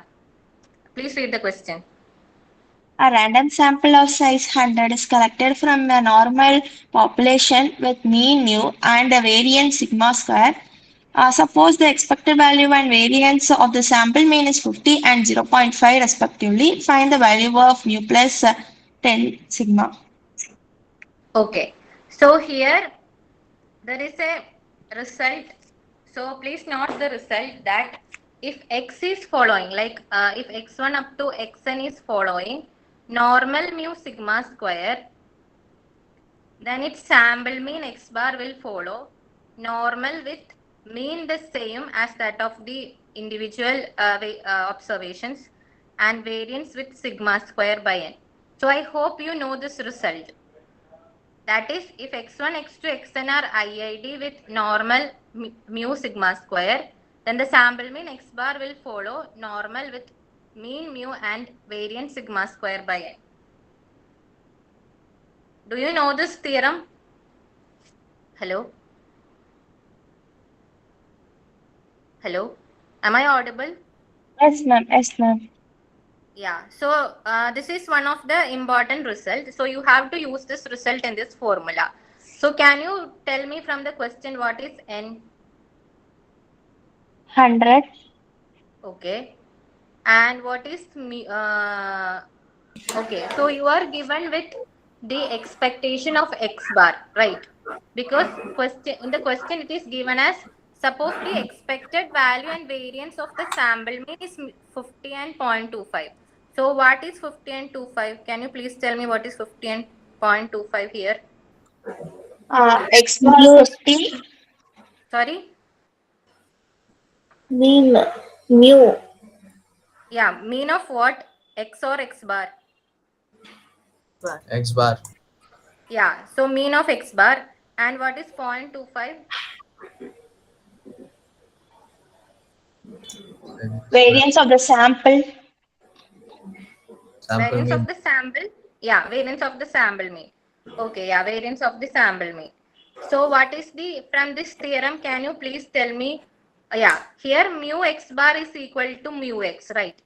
Here the mean is same for sample mean and the individual observations, mean is same, right? Yes, ma'am. So mu x, that is mu is equal to 50 itself. Fine. 50. Yes, ma'am. Okay. Then what is the variance of x bar? From the result, this result, what is the variance of x bar? 0.25. Yeah, that is for this question. I am asking from sigma this square by theorem. n equal to 0.25. Yeah, So sigma sigma square square by is n. 25, sigma is 5. So Yeah, 5 is sigma the square answer. will be 0.25. What is n here? 100, right? So sigma square will be what? 25 25 and minus 5. sigma will be 5, right? Okay. So what is the value of mu plus 10 sigma? So 100. mu is this. Yeah, Yeah, 50 100. plus 5 into 10, 100. So in this question, like there are, this is a simple question. If you know the results, just apply the result. So make sure you know this result. So in the question itself, it is given as normal population. Okay, here it is given as normal population. Okay, so this theorem, the condition of this theorem is hold here. That is, this random sample is taken from the normal population with mean mu and variance sigma square. So you can just use the theorem, that is, then its sample mean will follow with a normal with the same mean and the variance sigma square by n. Hope you get it. Fine. Yes, ma'am. Hello. Okay. Yes, ma'am. Got it, ma'am. Okay. So moving to the next question.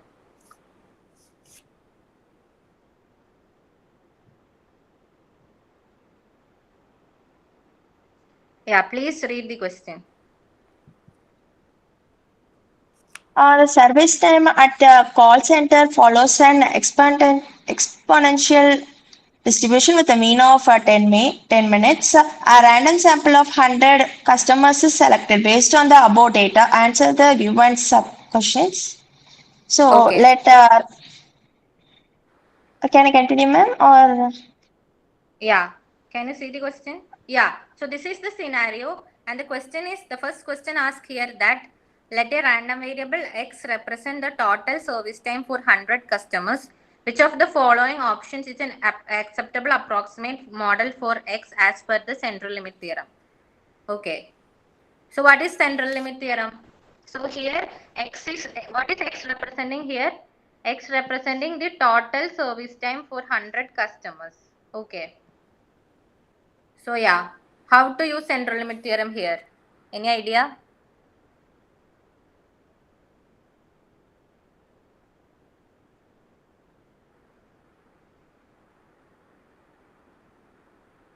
Hello, am I audible? Yes, Yes. ma'am. Yeah, so any idea how to use this? So here the random variable which we are interested is what? X, which represents the total service time, right? Yes, ma'am. Okay. So in the introduction of the question, it is given that what will X follow? What is the distribution of X? Exponential distribution. Yeah, exponential distribution is Normal. sorry. Uh, yes, Yeah, ma'am. yeah, No. After exponential. SL, CLT, it will become normal distribution. Yeah, after applying CLT, it will become normal distribution. But what like yeah, Exponential. First of all, yeah, you exponential. have to know the parameters, right? So every 0.1. sorry, like you have to apply CLT here. So the distribution is the random variable X follows what an exponential distribution with the mean 10 uh, with mean 10. Okay, so by central limit theorem, what is central limit theorem is saying? X minus expectation of X divided by standard deviation of X will follow normal 0 1, right? So here the question is not asking about this centralized random variable. By question is asking about by CLT what will be the distribution of X. Yes, So ma'am. here, Okay, ma'am.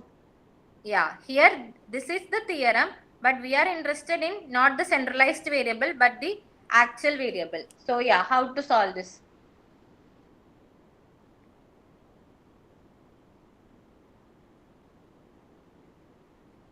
Actually, mu is equal to 1000 because we are substituting n mu Yeah, because here what is the mean of the what the distribution? It is 10, right? 10. Yes, Yeah. ma'am. Yeah, so expectation of X would be what? 10 into N. N is what? 100. Sorry, yeah, Yes, 100, ma'am. right? 100 customers are there. This is N and this is the mean, right? Individual mean. So it will be 1000 for what? The X represents the total service time for 100 customers. So 100 customers, it will be the what? N into the mean, right? And each one are IID. So yeah, 1000 will be the mean of X. And what will be the variance? Sorry, yeah, variance of X or standard deviation of X?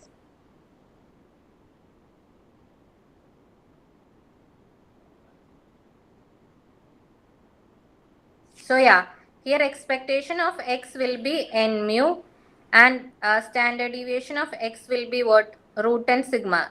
That we know, right? Yes, ma'am. Okay, so here you have to substitute root n sigma. So root n is what? Root 100 into sigma. What will be sigma? Sigma is the variance of the individual distribution.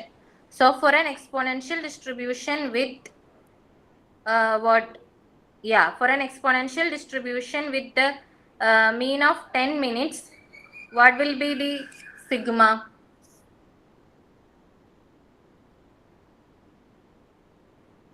That is the standard deviation.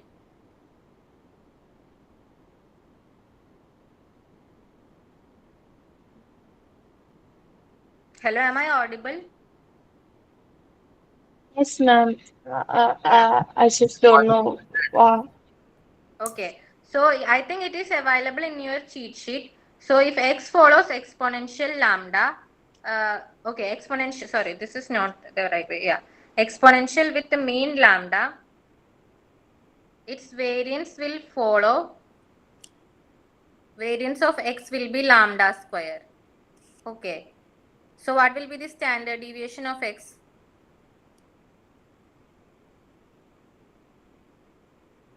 Hello?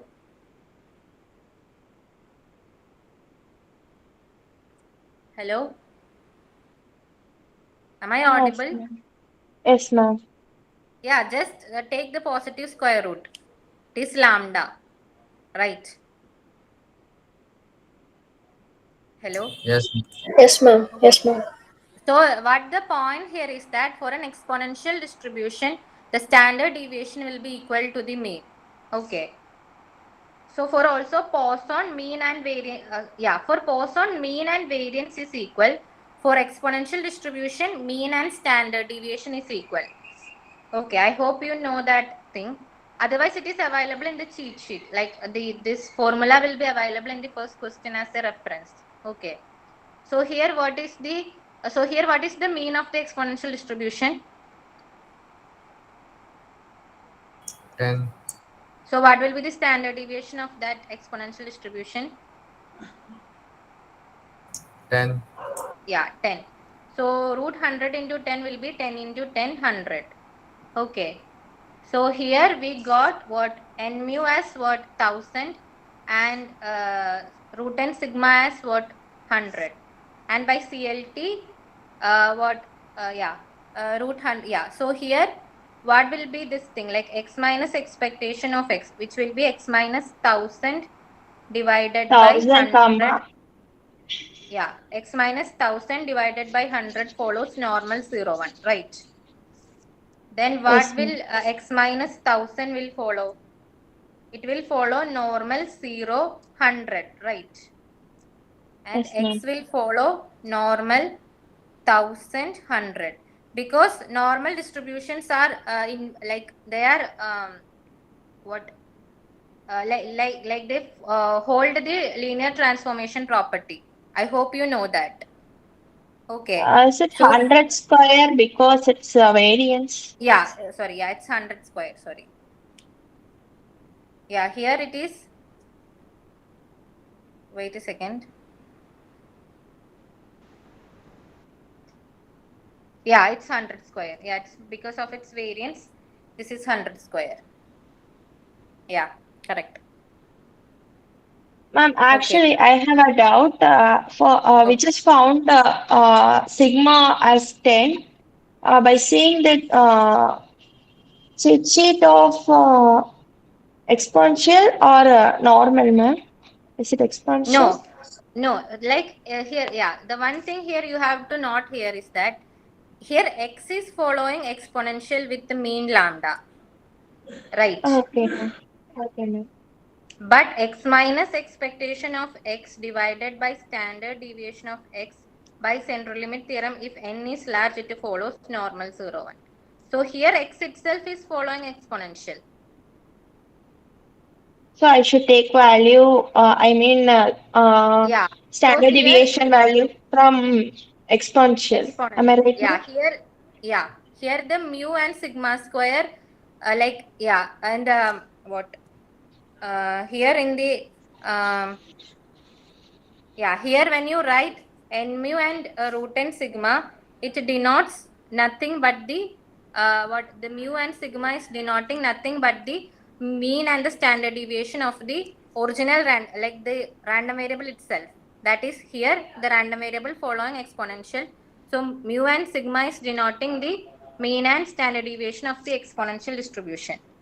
Fine. Yes, ma'am. Got it, ma'am. Thank you. Yeah. So this is Ma'am, can the you one. explain x minus 1000 is normal 0, comma 100 square? Can you explain that part once again? Okay, so here, like here, I only take the standard deviation, but by usual notation, we write like this, right? Normal mu sigma square. We usually write variance here, right? Yeah. Yes, ma'am. Okay, so here, this. Okay, I hope you know this property. Like, if x follows normal mu sigma square,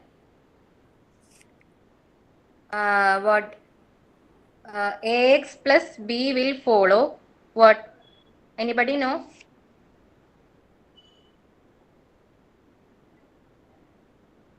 Okay, let x plus b follow what?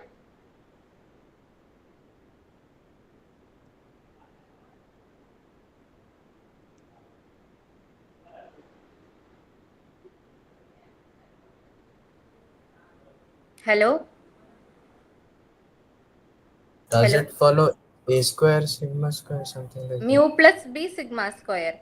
So if you are changing the location, like if you are adding something, it will be affect the mean. Okay. Okay. Yes, ma'am. And if you multiply the random variable with some constant, then it will affect the variance. So it will be a square sigma square.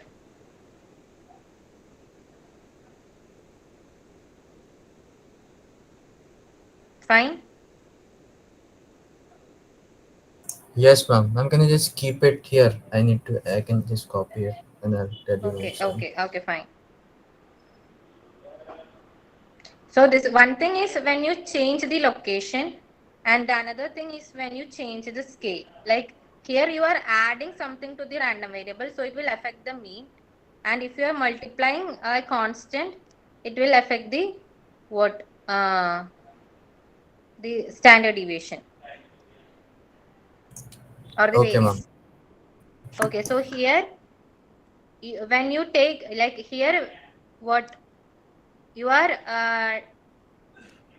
yeah, you are dividing it by 1 by 100. So when you bring to that side, it will be 100 square, right?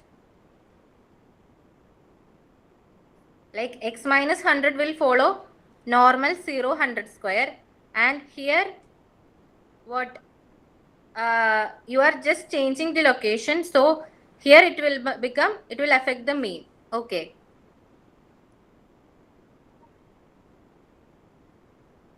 Any doubts here? No, ma'am. Okay. So next question, I think, yeah, this way. Okay. So there is another question.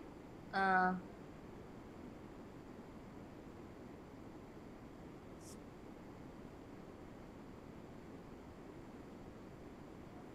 Yeah, so for the same question, you have a sub question. Using the central limit theorem, find an approximate probability that the total service time for 100 customers exceeds 1200 minutes.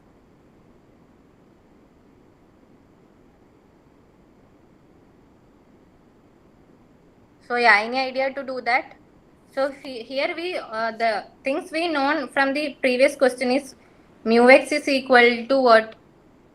1000. And sigma x, which is equal to root 10 sigma, we got it as 100, or sigma x square is what? 100 square. These things we know from the previous question, and the question is asking that we have to find what. So can you frame this question like in the terms of probability? Can you frame what we have to find? An approximate Uh, probability that, P of x yeah, greater than 1200. yeah, exactly. So this is we have to found. We have to find. Okay. So yeah. So first thing we have to know, like to bring in terms of standard. Sorry, in to bring in terms to the central limit theorem. What we should apply here in this probability statement? Is it is equal to Yeah. We need to. 1200 minus Yeah. We need. 1200. Yeah, we need to standardize the random variable, right? So here we are Yes, ma'am. applying a transformation like x minus expectation of x divided by standard deviation of x. Okay, and we want to bring this probability statement into set, so that then only you can just assume that this distribution, the set distribution will follow normal 0 1, right? The set distribution will Yes, follow ma'am. normal 0 1. So you have to make this probability statement into set. So what we can do is that we are applying a transformation on both sides. So here probability of x minus mu x divided by sigma x. So here also we have to do the transformation. 1200 minus, what is the mean here? What is the mean here? 1000 1000 divided by, 100. yeah, 100. So what is this value? 200 divided by 100, which will be 2, 2. right? Yes, ma'am. So probability of Z less than 2.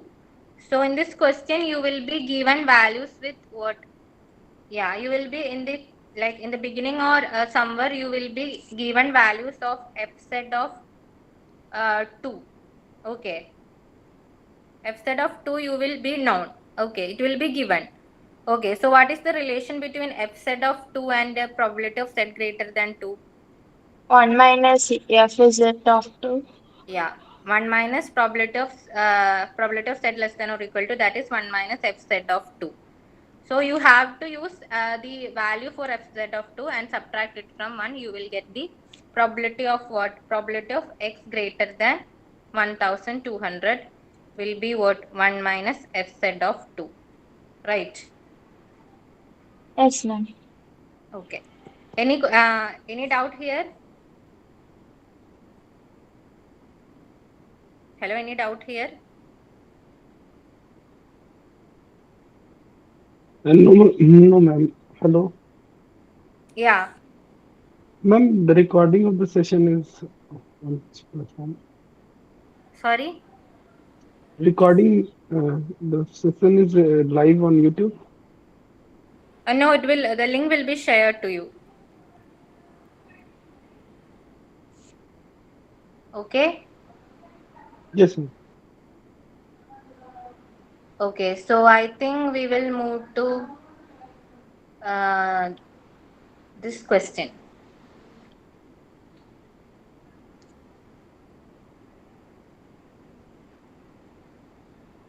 Mm, I think, yeah.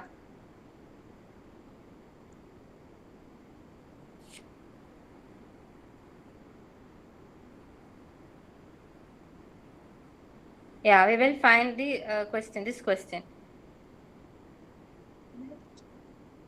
Hello, am I audible? Yes, ma'am. You're audible, ma'am. Okay. So, yeah. Can you read the question? You mean 14th, ma'am, or Yeah. The 13th? 13th is the introduction question. Yeah. A survey reports that the average time spent on social media per day by teenagers is 3 hours with a standard deviation of 1 hour. A researcher selects a random sample of 64 teenagers based on the above data, answer the given sub-questions. So what is the expected value of the sample mean time spent on the social media? Okay. So how to find this thing? So we are asked about the expected value of the sample mean, right? So how to find that thing? Expected value of sample mean.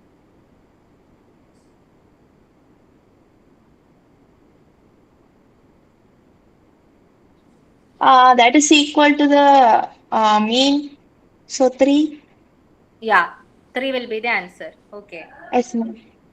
Okay, so here there is a Chebyshev's question also. Yeah. Can you read this? Using Chebyshev's inequality, find the least upper bound on the probability that the sample mean deviates from the population mean by more than 0.5 hours. Okay. So I think Chebyshev's inequality is given in the uh, reference. So what, can you please tell me what is Chebyshev's inequality? X minus sigma, probability of x minus sigma is Mod x, yeah, probability of mod x minus mu. less than or equal to Yeah, here you Greater than need the equals to. what? k sigma Yeah, will be less than or equal to 1 by k 1 by square. k square. Okay, fine. So here, can you please tell me from the question, can you please tell me what is the, this is the question. So in this question, can you please Mu tell is me what equal is, to mu is equal to 3, sigma is oh, equal to 1, n is equal to 64. okay. And we have to find what? Find the least upper bound on the probability that the sample mean deviates from the population mean by more than 0.5 hours. So what is the question we are interested in? Which the probability of mode x bar minus mu greater than or equal to 0.5, right? So this is Yes, the ma'am. probability statement we need to find. Okay. So here what will be the mu? It is 3, right? So yeah, we don't need to find mu actually, but we have to equate for k sigma here, right? So what will be Yes, k ma'am. sigma? Okay, k sigma is equal to 0.5. So what is sigma? So sigma of x bar, right? Here the random variable is x bar. So here it is sigma x bar. So what is sigma x bar from the question? One, Sorry, 1? one. No, Yeah. like it is the sigma x, not the standard deviation of the random. We don't want the standard deviation of the random variable. We want the standard deviation of the sample mean. So what it will be? Here sigma. Oh, okay.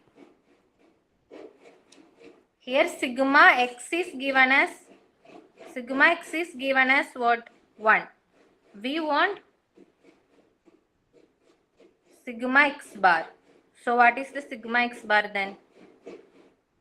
What is the relation for sigma x and sigma x bar?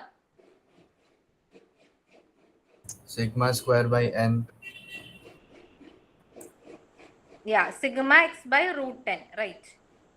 Yes, ma'am. So here 1 by root 64, right? So what is the value of 1 by root 64? It will be 1 by 8. So it Yes, will ma'am. be 0.125, right? So k Yes, into ma'am. 0.125 is given as 0.5. So what is the value of k?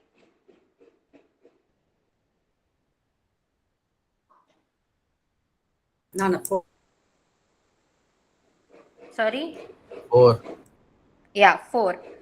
So here you get k as 4. So what will be 1 by k square? It will be 1 by 16, right? So 1 by 16 would be the upper bound for the probability. Probability x bar minus mu greater than or equal to the. For this probability, the upper bound will be 1 by 16. Okay, fine. Yes, ma'am. Okay, I think we can do one more problem and then we can just end the session. Okay. Yeah, the recovery time. Can you read the question? The recovery time for a particular surgery. Yeah. The recovery time for the particular surgery in a hospital follows an exponential distribution with a mean of 5 days. The researcher collects data from a sample of 49 patients. Based on the above data, answer the given sub-questions. Using CLT, what will be the approximate distribution of the sample mean recovery time? So there Okay. are four options. Yeah, yes, ma'am. Yeah. So how to solve this? Like we have already solved similar question. So yeah. So here mean is 5 for normal distribution with mean 5 days. So standard deviation will be like we should convert it. Hmm. I think so like 5 by 7 7 days. it Yeah. will be the answer. So yeah. So it will be Second, second option. yeah, normal distribution with the mean 5 and a standard deviation 5 by 7. The second option, right? Yes, ma'am.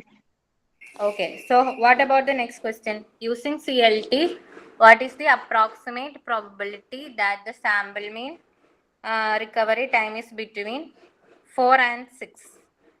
So yeah, here there are two bounds, right? There is an upper bound and a lower bound. Okay. So what is the values here? 4 and 6. So we want probability of 4 less than x less than 6. Right. Yes, ma'am. So what So is the, yeah, f we have to of apply the standardization. Right. yeah, Yeah, yes, first we ma'am. need to apply this standardization. So here what x minus expectation of x divided by standard deviation of x. So that should be applied to each thing. So what is expectation of x? 4 minus 5, right? Divided Yes, by ma'am. 5 by 7, and 6 minus 5 divided by 5 by 7, right? Yes, ma'am. So it will be probability of, please get me the value. 7 by 5 minus P of 7 by 5. Yeah, can you give me the decimal value? 1 second.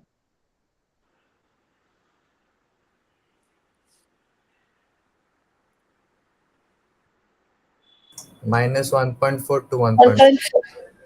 Yeah, so minus 1.4 less than z less than 1.4, right?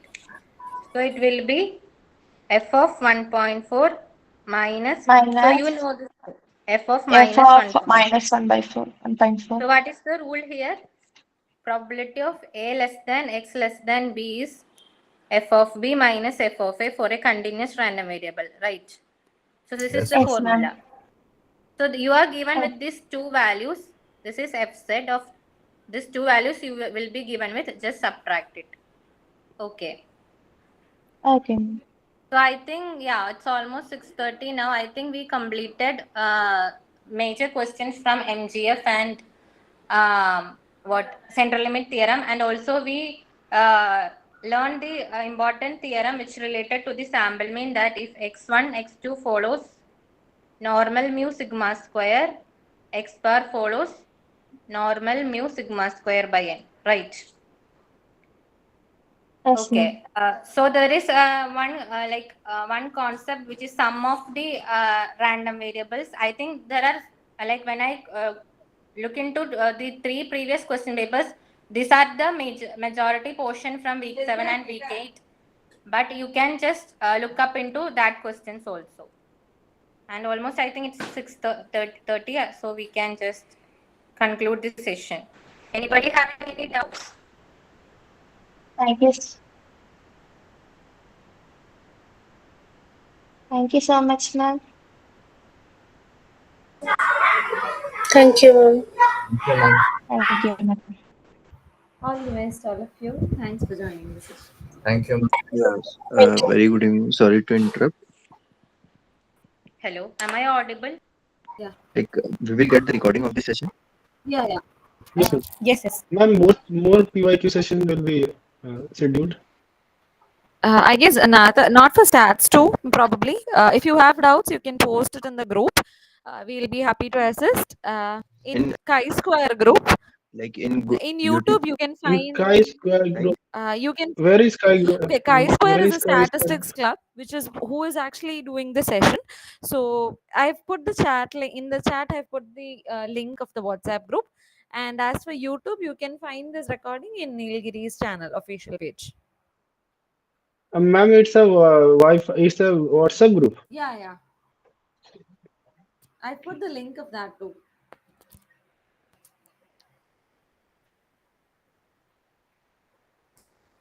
Okay. Thank you, Sinu. Any other doubts? No, ma'am. Huh. Yeah, basically, in YouTube channel, we will get the recording, Yeah, right? yeah, you will get the recording. The whole recording of the whole session. Okay, sure. Yeah. Sure. Thank you. Welcome. Good evening. Ma'am, yes, WhatsApp link.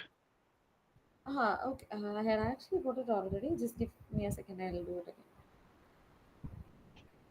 Is there any Telegram link also? Not as of now. Maybe we can make one.